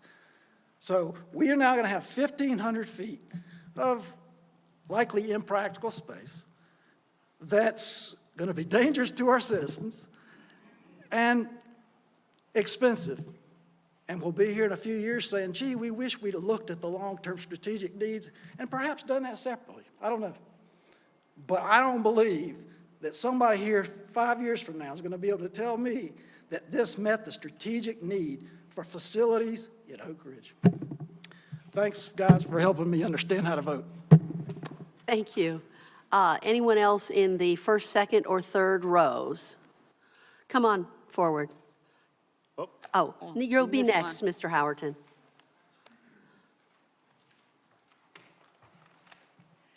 My name is Holly Stewart, and I built my house in 1998. Oh, hold on. Give us your address. It's 1686 Deer Run Court here in Oak Ridge. And first, I just want to commend our council, because my husband and I have been longtime homeowners here, and we are transplants to the area, and we could have picked anywhere else to live. Okay, and there are a lot of adjacent towns to our area. I've attended some of their town council meetings, and they aren't nearly as collaborative and collegial as you are, even though you might not always agree. So I really appreciate the thoughtfulness and care that you always put into planning for our community. Many years ago, we relocated here for very particular reasons. We believe in historic preservation. We believe in green space and natural areas for our community to enjoy and a sense of community purpose. And I feel like we have that here. And as I look around the room, on the walls and the pictures of what's in our community and in our community seal, I feel like this project really is sort of a capstone to our community. We consider it an essential part of our community. We can walk to the town park from our neighborhood in River Oaks. And for all the years we've lived here, we've always lamented that this farmhouse in the corner is sort of sitting there idle and dog-eared. And to have a purpose for our community where anyone can come and gather in a way that sort of represents the best of what we are, we think is important. I know the cost is, a very big issue on our minds, but I will tell you, having an aged house in our community, I am faced with personal renovations, and I too can't believe the cost for some of the things I'm looking at. A few years ago, I feel like I would be able to buy a small home for what I'm having to pay to kind of restore my aging home to its former glory. So I appreciate the struggle that each of you face in determining, when to go forward with this project and how much we should pay. I don't think we will ever come to a final answer on that. But to me, this is about our sense of place, and this really is a capstone project for our community. I think we take so much care in everything else we do that to let this place sit idle and suffer from neglect in the town core while we have everything else that we've planned and we've gone through would be really a shame. So I'm also mindful of my money, but I trust that this group will steer us in the right direction as you have all these years, so thank you. Thank you. Wow, that was well-timed. Anyone else in the third row? Oh, Mr. Howerton, please come forward. Thank you. Thank you, everyone, for being here tonight, and thanks to those speaking up. Roger Howerton, 2106 Oak Ridge Road, Oak Ridge. I just wanted to come tonight, and I know you have a difficult decision that you've got to make. But I wanted to say that not many of us in this room tonight knows the history, going back the history on that house out there. It was built, I don't know the exact year, but right close to 1900. The families that lived in this house out there were brought here or put there in order to farm the property, of which was raised on it tobacco, wheat, corn, etc. And I can vouch right now, I know, I have known 5 of the families that lived right there that did that same thing. That's what they did. They farmed the land. They're all gone today. But, I'd love to stand here and say that turning down Linville Road and coming by that resident right there brings back memories, a lot of memories. And I don't think I know today is a difficult time. The money's, raising money today and coming up with the necessary monies to do the job of revamping that property out there is hard to come by. But I also have to go back on the other side and remembering all of those families that have been there, have farmed this property that the town hall is sitting on today, and as their losses to the community. But when I turn down Linville Road, come down this way, and I see that house out there, it brings back memories. I know we have a lot of residents that's moved into Oak Ridge. When I was just a kid, about 90% of the properties in Oak Ridge were farms. There was about 4, I think, little district stores that was located in Oak Ridge, and that was it. And today, it's changed. It's gone the other direction, and we can't forget that. So, to me, I'm looking at things, I'm looking at memories in reference to this too. I've got those a lot of people in this room does not have. So I'm just saying this, I encourage you, do something or do some way to renovate that property and and keep it there. Thank you. Thank you. Thank you for speaking.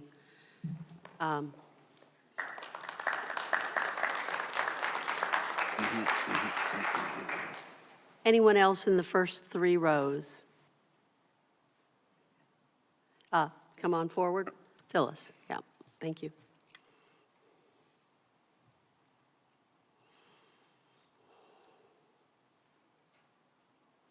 Phyllis, you can pull that microphone down a little closer. Okay. First of all, thank you. Oh, name and address? Oh, Phyllis Klopfelter, 6707 Brookbank Road, Oak Ridge. I want to thank Honorable Mayor and the council. First of all, thanks so for the hard work and decisions you have made while serving Oak Ridge Town Council. You are very much appreciated. And a lot of my concerns, and some have been answered already, but I kind of follow Roger on this. I go back to rich history, goes back to 1845, according to documentation provided by Edna Linville, and she was our church historian, and that was Oak Ridge Methodist.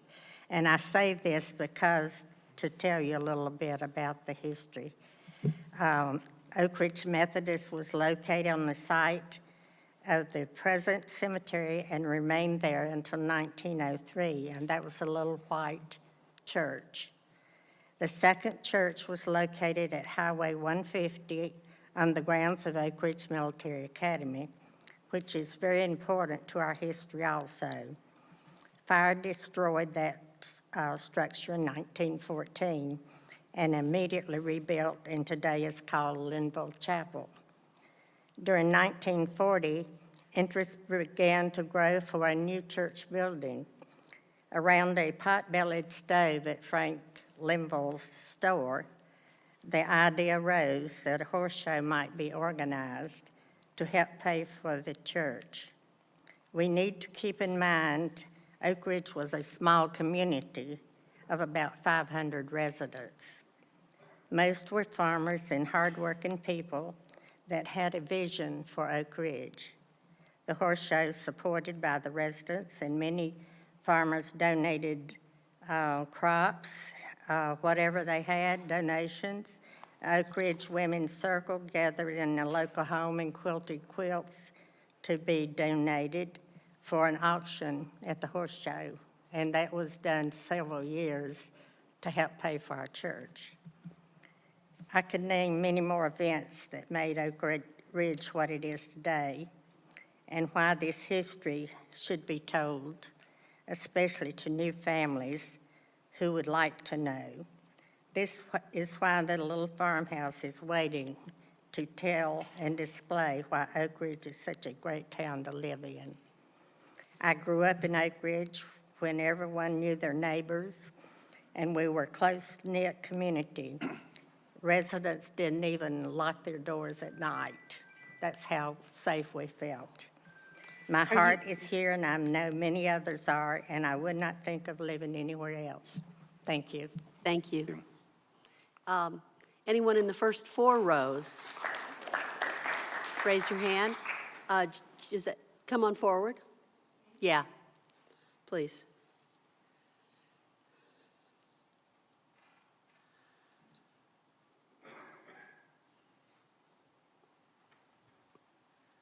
Hello, everybody. I'm Marcia McClinney from 8409 Linville Oaks Drive. I have a couple things here. For one, you hardly mentioned the ARPA. George finally did it at one point.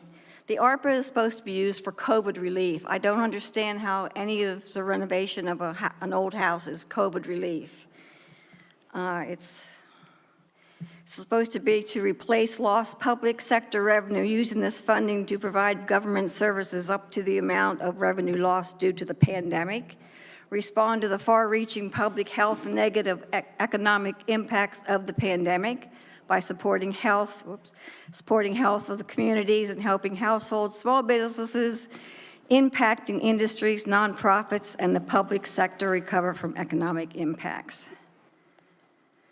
provide premium pay for essential workers, offering additional support to those who have and will bear the greatest health risk because of their service in critical sectors, invest in water, sewer, and broadband infrastructure, which you guys are doing it on that part, on your water stuff, making necessary investments to improve access to clean drinking water, support vital wastewater and stormwater infrastructure. So I don't see, I'd like you to, at some point, tell me how you figure that this ARPA is something that has to do to renovating an old house.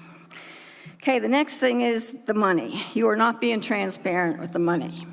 I would like to know from the beginning, as far as, let's see where it starts here, the demolition, the gutting of it, the mediation of asbestos, cost of blueprints and architecture, the proposed rental itself, landscaping, parking lot, handicap access, furnishing $6,000? No, that won't even buy a refrigerator. So I think furnishing is going to be at least $50,000, if not more, if you want to make it look nice. So I really think we ought to be very transparent as to what this is really costing from 4 years ago up till now. Not just what we said, okay, now it's going to cost 600 and something. And it's like putting lipstick on a pig is what I think. And as far as history, the last lady mentioned the horse show. What is, no, you guys won't do the horse show here. You won't even try to get the horse show back here. And that is one of Oak Ridge's big things, the Easter horse show. That's it. Thank you. Thank you. Is there anyone else in the first 4 rows? And you can change your mind later. Mr. Kimmel.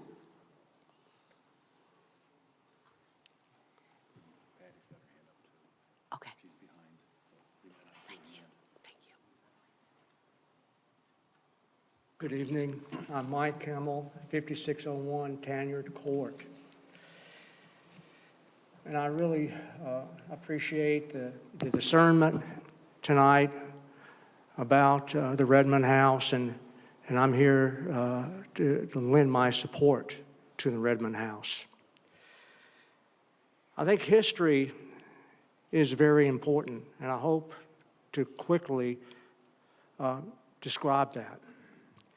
The Redmond House offers really a precious opportunity for us to save a part of history, a history about Oak Ridge that portrays the life of common tenant farmers who have plowed the tobacco fields around this building and have harvested the crops. We have plenty of opportunities to see prominent families all throughout Oak Ridge, down Glenville Road, down Highway 150. We see their names and we see their houses. But in reality, tenant farmers and those people who had less than the most prominent were the people of Oak Ridge. They were the essential part of our early farming community. The Redmond House is really unique. It's a one-story framed gable front craftsman house. I don't know if there's another house like that in Oak Ridge or anywhere else. I've never seen one similar to that. So this house is important because it represents something perhaps that we have not really had a chance to recognize, that what made Oak Ridge are the common people, and this house represents the common people. Recently, I was at a graveyard right off East Harold Road called Old Union Cemetery. I'm not sure if anyone has walked that, but I have. And there is a couple of family plots, the Lowrys and the Parishes, but there are literally scores and scores of vertical stones in the ground. That represents people who just didn't have the money to buy a gravestone. It could have represented free African Americans or enslaved African Americans. But the problem here is we lost our history. We have no idea what those graves represent. Are you willing to wrap it up? We just had the timer. Okay. Thank I'd you. just like to say that I'm very impressed with the people who have worked so hard to preserve this house. These citizen volunteers strongly believe the Redmond House, with its open floor plan, has value and potential as a great meeting place for our town. And I believe that if properly preserved and renovated, the Redmond House will become a great place to meet and learn, enhancing our quality of life in our town. Thank you. Thank you. I think Patty Domchowski had her hand up.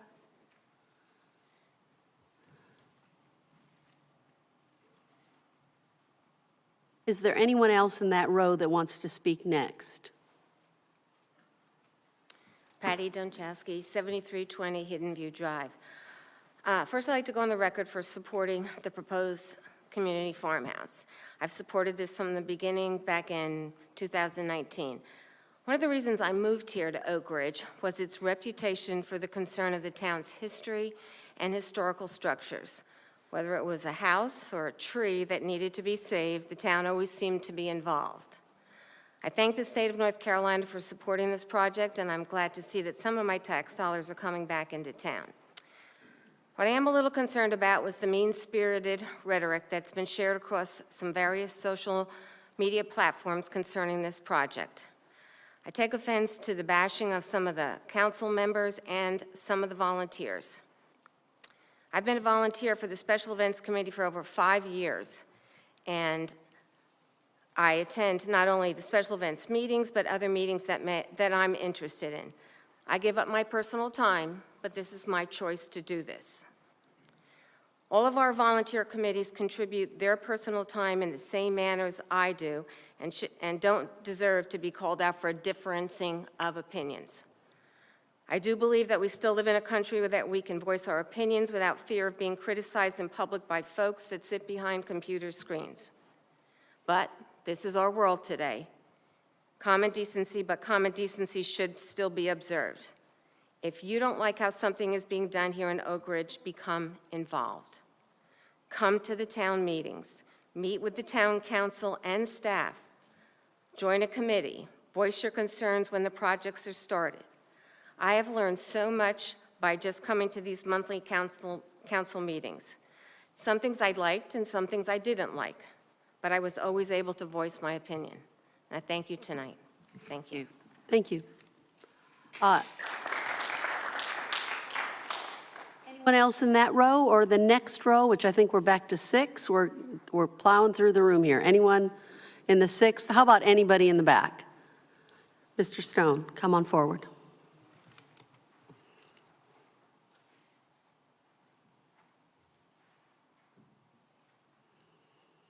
Mike Stone, 8112 Hunting Cog Road. I'll talk like a tobacco auctioneer so I can get through some of these notes here. There's been a lot of comments here. Town Council, you could have suspended the rules at the start of the meeting to allow public speaking before you took your vote. It's been done before. I know it because I've been on the Town Council. You chose not to. Why? Because you only had 2 weeks of information for the town, for the citizens. Another first tonight, I've never heard a mayor threaten to call a deputy on the town just because they're upset. There was a town or a survey, 190 respondents, 80% said they had concerns about this. That was ignored. We talked about farmland disappearing, and that's why we need to save Redmond.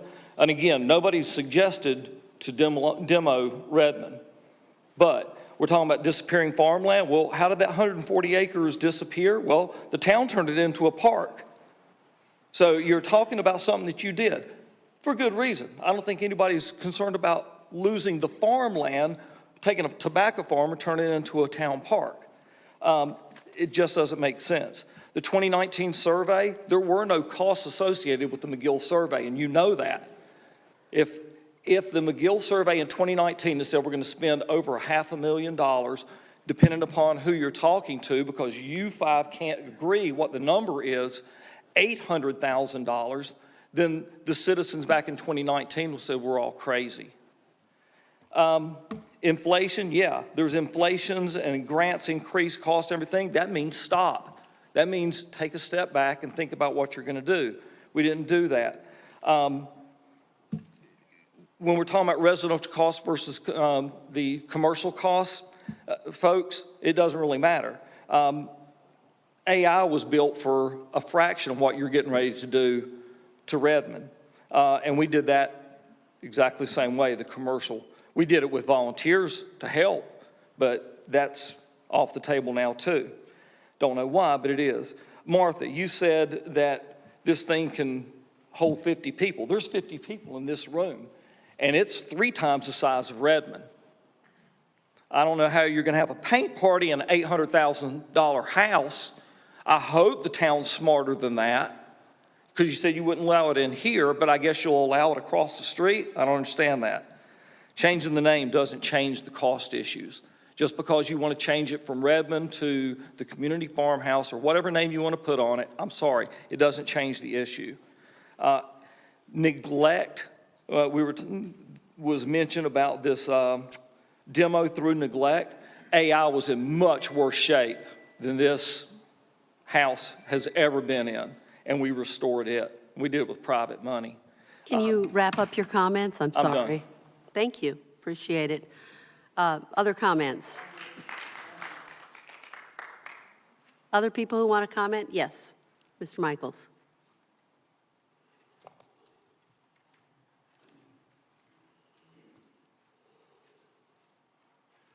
Andrew Michaels, 8216 Huntingcog Road. I've emailed you guys before. I was not in favor of this when it was 400,000, and I'm not in favor of it at 800,000. I think if you want people to come to these meetings, then we should have had some ability for the public to comment before the vote happened. I guess maybe you don't want people to come to these meetings, and why it was not delayed for a month to allow us to make public comments tonight and share with that once we know the financial data. I don't understand that either, except maybe the vote was done before we started tonight. So I've shared my concerns. I was not in favor of this. It's a lot of money, and it's just too bad that there was not a chance for us to speak before the vote. Thank you. Thank you. Is there anyone else who wishes to speak?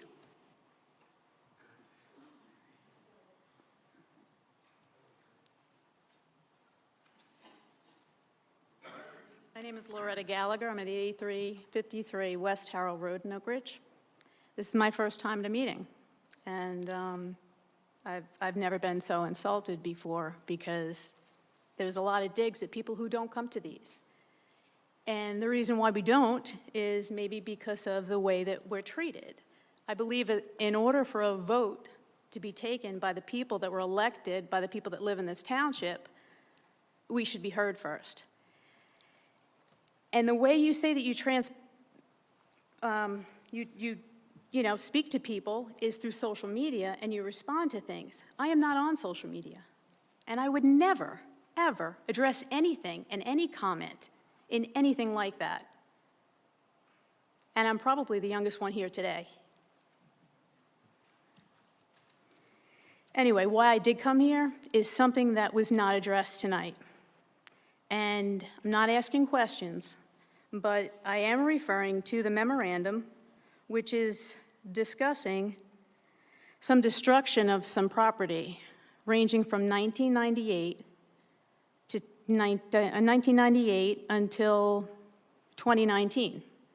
And I have actually questions to that, but it really doesn't matter if this is going to take place in a month from now, because I'm not going to be able to ask those questions, because apparently when these things go on, you decide on things before we can say anything. Am I leaving it? Do I have another minute? Okay. Anyway, the documents on the agenda for destruction I want to know if any of these documents are stored in another format before they're destroyed. You know, just in case maybe there's some litigation, maybe the township is audited. I think we need to go back on some of this stuff. I think it should be accessible. Getting back to the property that's being developed. This country is in uncharted territories right now. And I don't think there's any denying that from anybody here.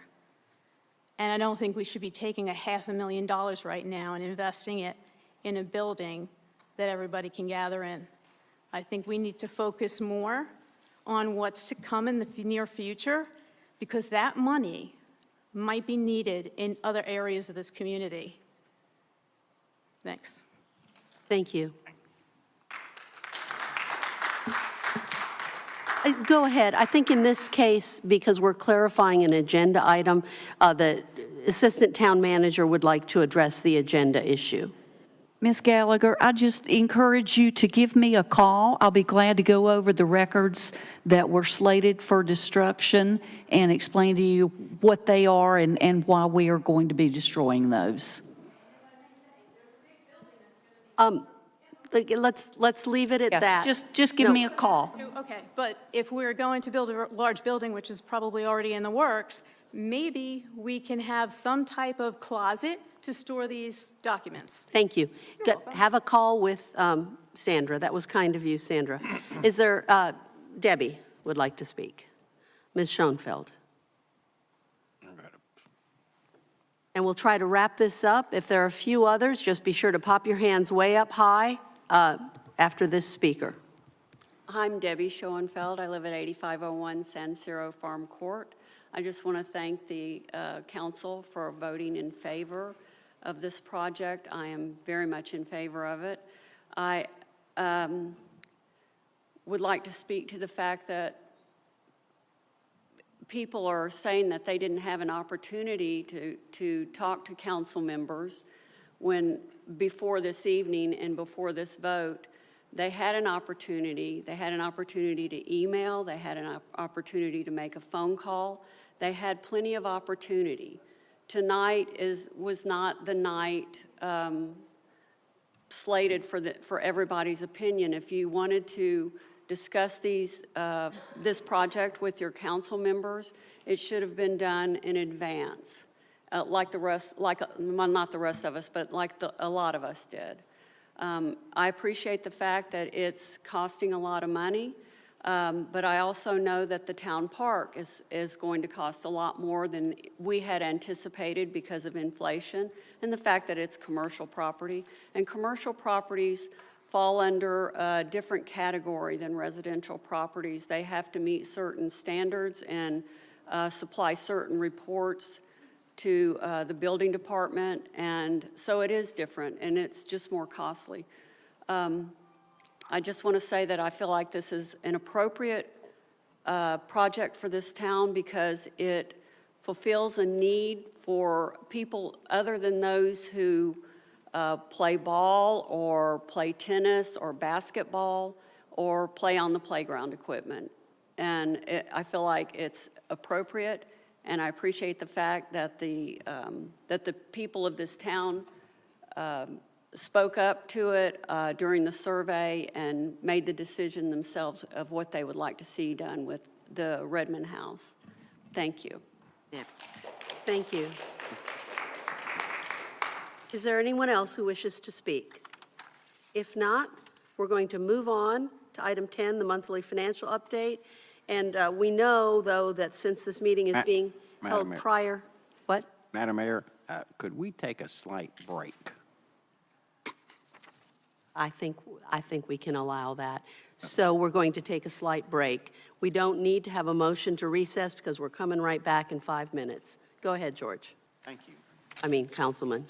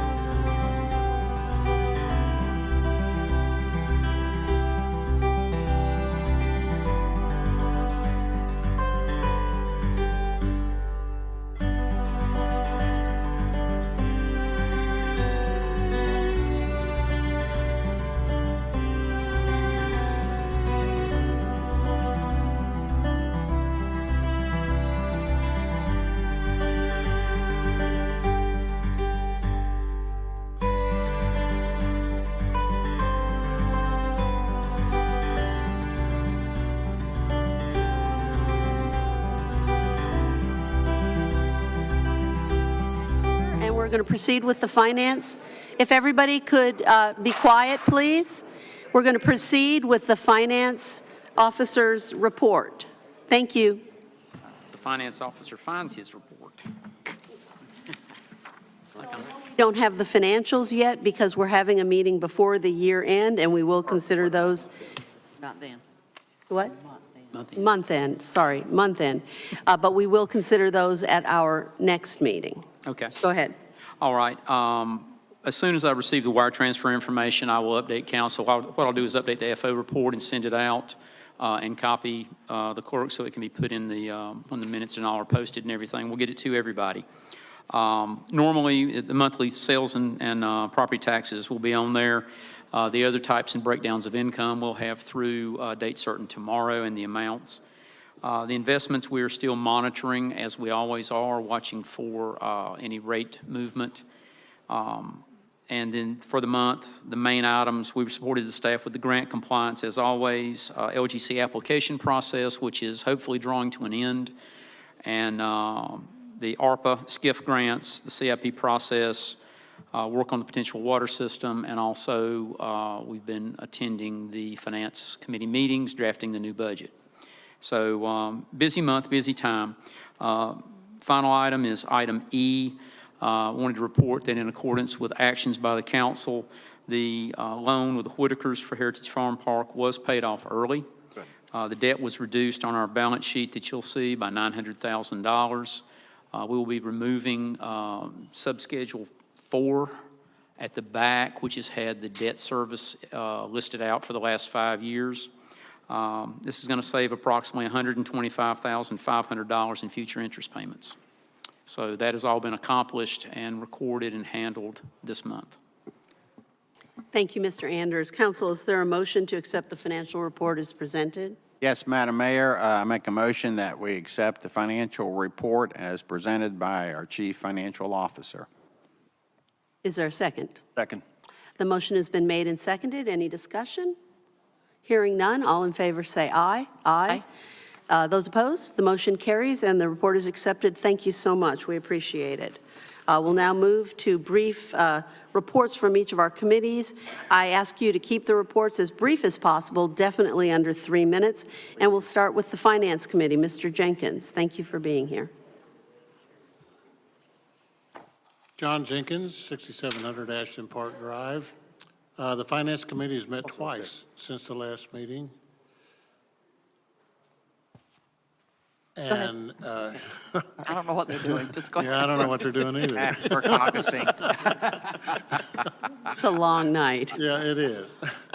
Anyway, the first meeting, we went over this year's budget, compared budget to actual line item by line item. We do a line item review of this year's budget in the first meeting to see where we are. And I must give the staff credit because the budgets look good. From I think we're a tad under budget this year, projections. The second meeting, we looked at the projected next year's budget, operational budget. There's no capital budget review yet. And the meetings, we have another meeting next Monday night. It's coming Monday where we'll be looking at the capital. And the public is open to these meetings. We have these meetings every 2 weeks, usually starting late February, early March. And anybody that wants to come to the meeting are welcome to come. So are we under 3 minutes? Is there any questions? Thank you. Thank you. Appreciate it. Next, the Water Advisory Board Chair can't be here, but Council has already acted on the main recommendation coming out of that, which had to do with the site plan and the water tower graphics. We'll go on to Historic Preservation Commission. Ms. Schoenfeld again.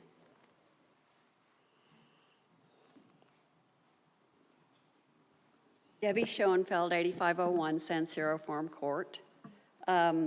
Good evening. The HPC did not meet for its regularly scheduled meeting on March 15th, but we still are always working behind the scenes. There were 2 members of the HPC who attended a design review for the water tower. This month, I met with the Finance Committee to respond along with a lot of other people, to respond to any questions concerning the HPC's fiscal year 23-24 budget. We've been speaking to historic property owners about our historic heritage grants and their projects, and applications are due April 14th, which gives residents 2 more weeks to schedule to meet with their contractors and submit their applications. And I believe we're going to have multiple applications. The Committee for the Historic Oak Ridge book met, and we updated our schedule. And that's about it. I'm happy to answer any questions. Thank you very much. Thank you. Great job. Planning and zoning did they meet? They did planning, no, they didn't meet, okay. Mountains to Sea Trail, Ms. Steele.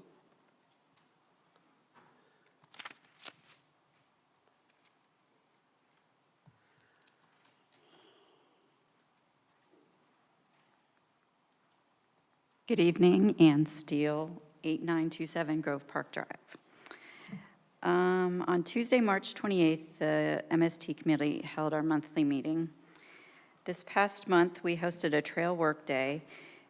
We had a good turnout of wonderful volunteers. Our focus on this work day was to work on roughing in trail on the loops through Carriage Cove in the Pemberley Estates area.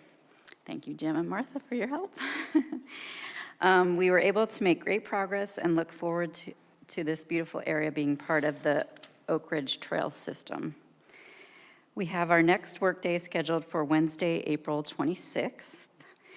And lastly, in celebration of the North Carolina Year of the Trail, we will be hosting a guided hike of the Headwaters Trail on Saturday, May 13th.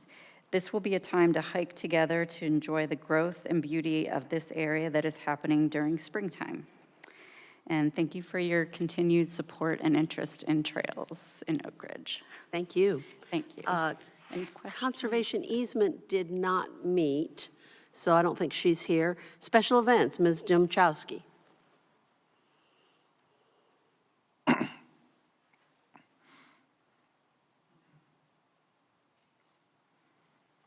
Patty Domchowski, 7320 Hidden View Drive.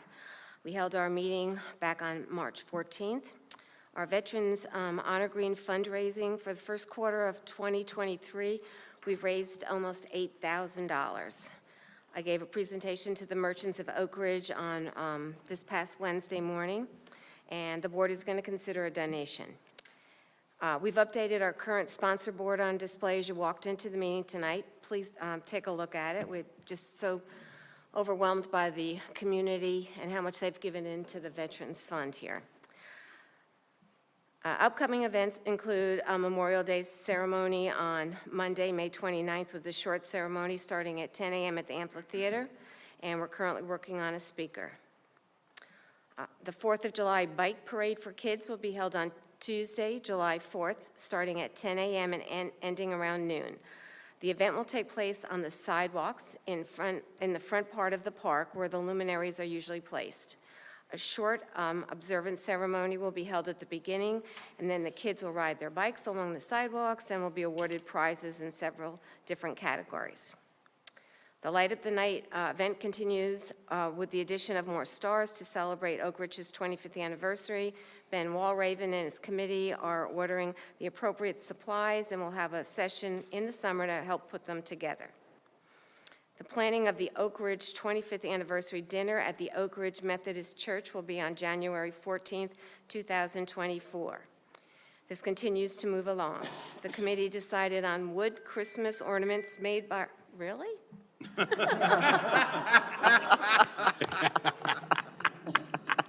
having wood ornaments by a local vendor here, and we're going to have T-shirts and pins. Thank you, and any questions?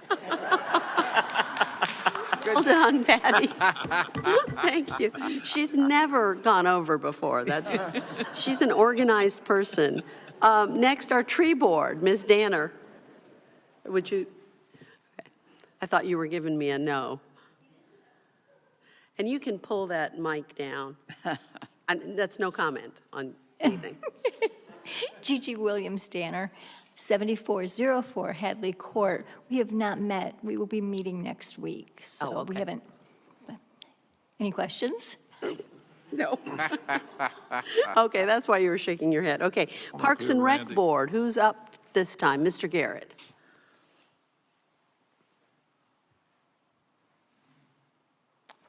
I'm John Garrett. I live at 8604 Broomfield Road, and I'm co-chair of the Parks and Recreation Advisory Board. And I have to say, Patty, that reminds me of the Gong Show. You remember that show? Yeah. Okay. So we held our meeting in March the 16th, and it was held in person also by Zoom. So I'd like to just remind the citizens, if they are interested in projects or discussions or want to have input about parks and recreation activities, they're welcome to do that in the convenience of their home. We have a comment section on our agenda every month. During the meeting, we approved a nonprofit organization by the name of Northwest Pastors Association to hold a national day of prayer celebration in the park on May 4th. We also interviewed 3 potential frozen treat drink vendors to provide product during events in the park during 2023. There was a lengthy discussion that occurred after we interviewed the vendors regarding each of their qualifications, their experience, their ability to provide services during various events and activities in the park. And as you know, there's quite a few different ones. We discussed the quality of their product and whether the existing vendor memorandum of understanding, which is what we call an MOU, which we use as just an understanding of what the vendor's responsibilities are to meet the town's needs at the park, whether it was appropriate going forward, that is for 2023, which we're already in. A decision was made to revise the existing MOU before an agreement with the vendor was finalized. There's been a lot of work on that, and a draft has been finished, and it will be reviewed by Bill Bruce, town manager, and J. Michael Thomas, town attorney, before it's submitted to the vendor. Any questions? Thank you. Thank you. Thank you. And now we'll move on to our community organization reports. Oak Ridge Elementary. I know you've been waiting a long time. I'm sorry about that.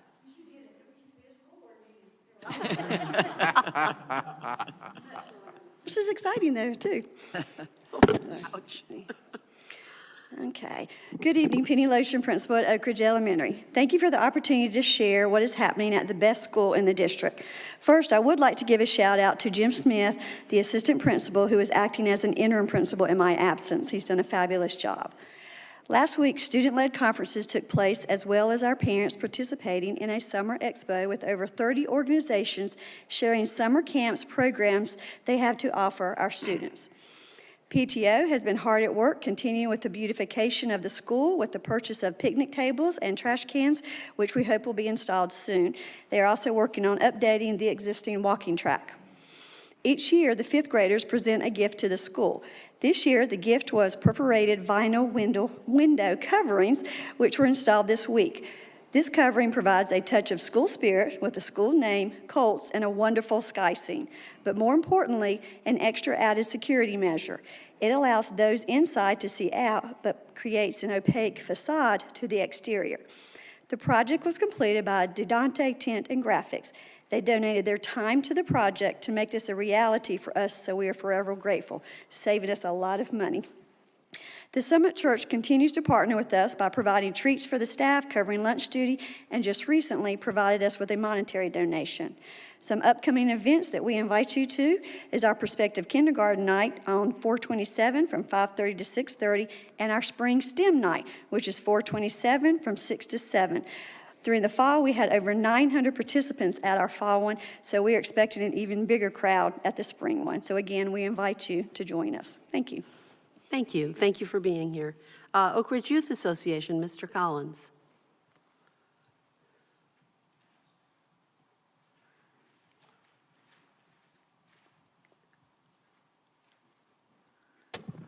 Randy Collins, 4514 Peoples Road. When I arrived tonight, the house was packed. I really thought that word had got out how great the ORY presentation was. It appears that I was wrong. So glad to see everybody still here. Thank the council for supporting us as usual, all the time. Let's see here. ORY has a scholarship for kids. We have a program that's on the website. I don't think a lot of people know about it, so it's top and center on our new website, so please visit that. Our season is, right now, we're lacrosse and rugby, and one thing I think parents should know on our website too, we had the 5 critical reasons your child should play team sports. It just talks about how it enhances them, friendships that bond forever, and I encourage everyone to check that out.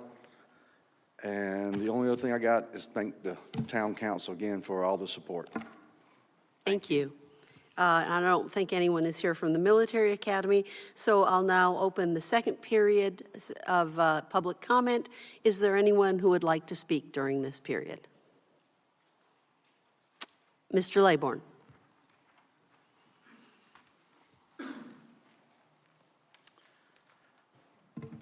Carl Leaborn, 8514 Rosedale Drive, Oak Ridge.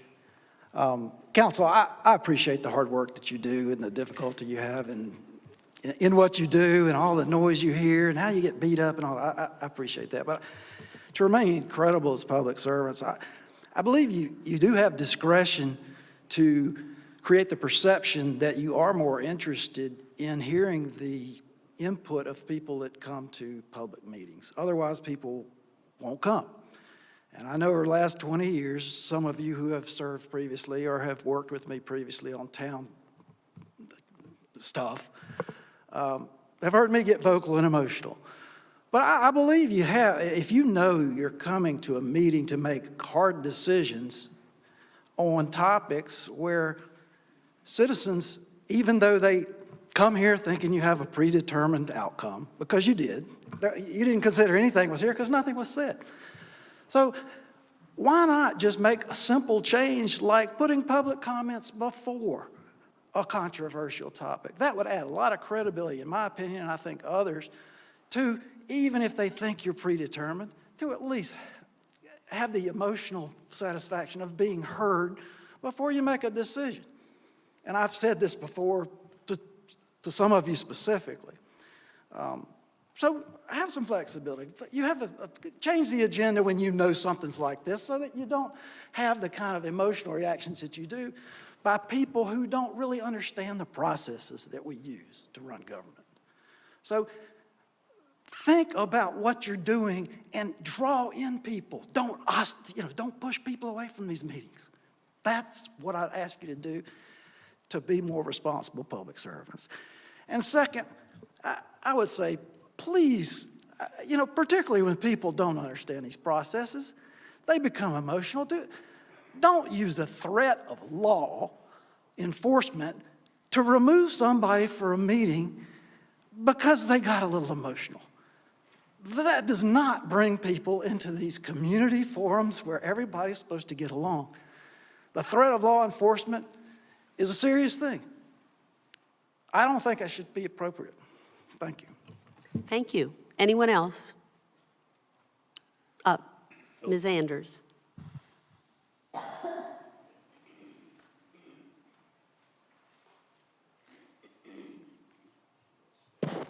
I'm Phyllis Sanders, 1837 Oak Ridge Road, Oak Ridge.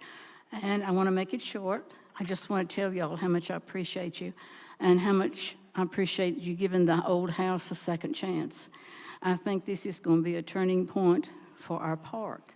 I think it's a great plus for our park, and I think a lot more people than we realize are going to be using it. Just recently, I had people outside of Oak Ridge wanting to know if they were going to be able to use it, and of course the answer is yes. And so I do appreciate each of you, and I just think it's a great thing that you're doing for the community.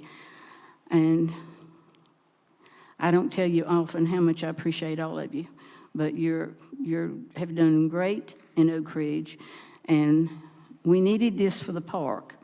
And this house is going to be as important as the playgrounds, because it's going to touch the elderly, and every age in this community. And again, thank each of you. Thank you. Is there anyone else who wants to speak? If not, we will move to a final, I'm sorry, Caroline. I'm sorry, I didn't see your hand. I thought you were just getting up. Come on forward. Hi, my name's Caroline Ruck, 1976 Beeson Road. Do you want to pull that up a little bit? I think you're not, yeah, Okay. there you go. It comes as no surprise as Vice Chair of HPC that I'm in full support of this project, and I was very happy to see that it get passed tonight. I do want to express my appreciation for all that you do. Your jobs are not easy, and it's always more difficult when it's a more controversial issue.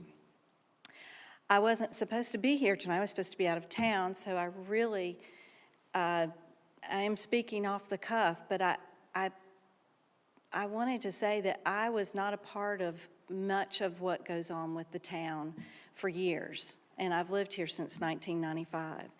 And when you do get involved in a committee or a commission like what I'm on, you do get in the know more, and you become more understanding of how things work. Not that I truly understand everything, because I do not. But I do know that this project had gone on for quite some time, since 2019.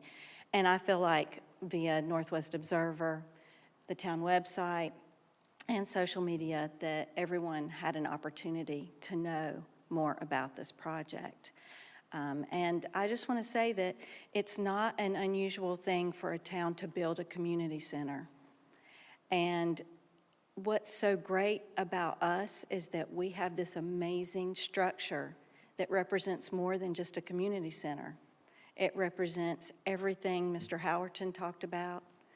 It represents so much that I wasn't a part of, not being a native. So I just want to express again my thanks and appreciation that this project is going to happen. Thank you. Is there anyone else? If not, we will move on to item 14 and council comments, and we're going to open a brief period of comments. We'll start with you, Councilman Sullivan. Thank you, Madam Mayor. It's been a long evening. Thank you all for being here. Thank you for expressing your opinions, both pro and con. I think in retrospect, looking back, it's not often council makes 3-2 decisions. And I think when that happens, that usually tends to reflect the depth of research and knowledge and discussion that brings us to that point. This was not an easy decision. I have to agree with several comments. I've always supported doing something on that corner, including doing something with that house. I don't think anybody was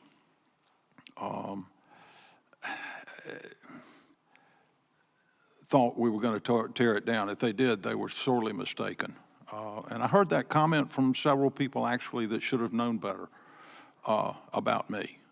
So that kind of surprised me about this. And Mr. Laborn, I expressed those exact concerns. Do we postpone our discussion for a month? We have the time with the bids.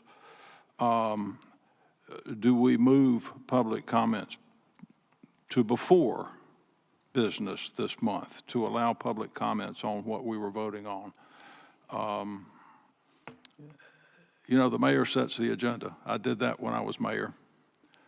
And so that was the decision that was made, and I'm fine with that.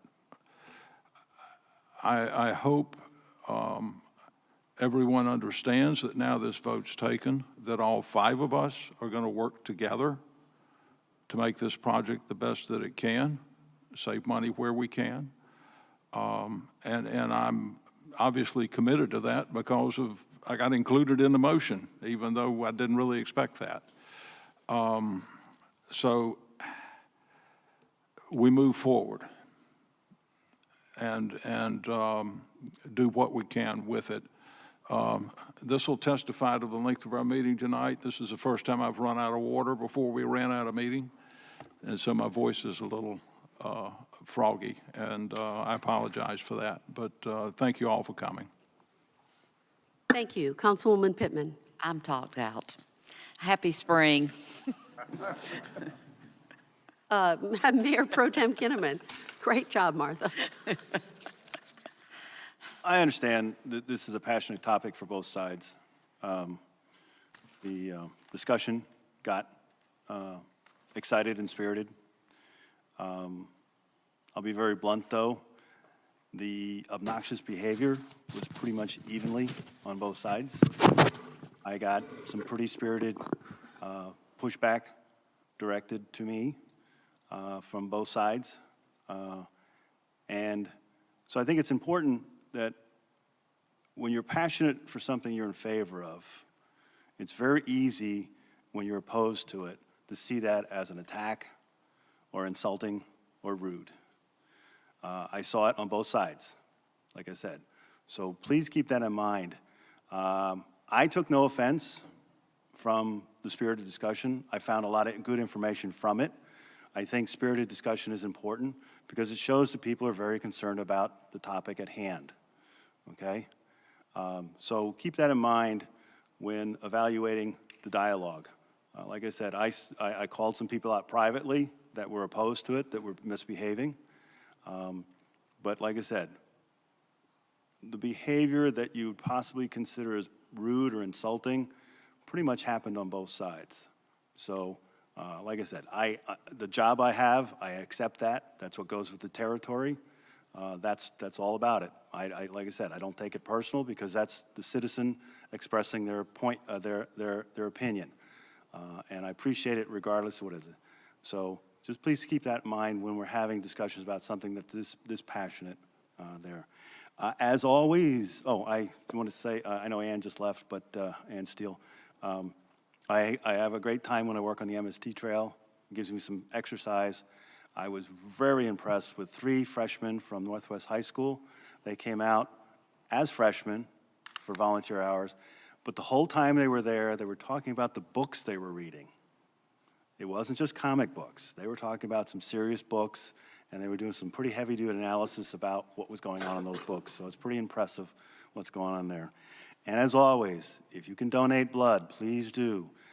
There's many places around it. The one I always keep familiar with is the United Methodist Church, because they do it on even months, on the second Monday of every month. And if I got my dates right, that's the 11th of April. So they have home-baked goods now. So please, if you can donate, please do. If you can't donate then, please find someplace else to donate. Thank you. Thank you. Councilman McClellan. And of course, if you go to the United Methodist Church one, you get Jim's Cookies.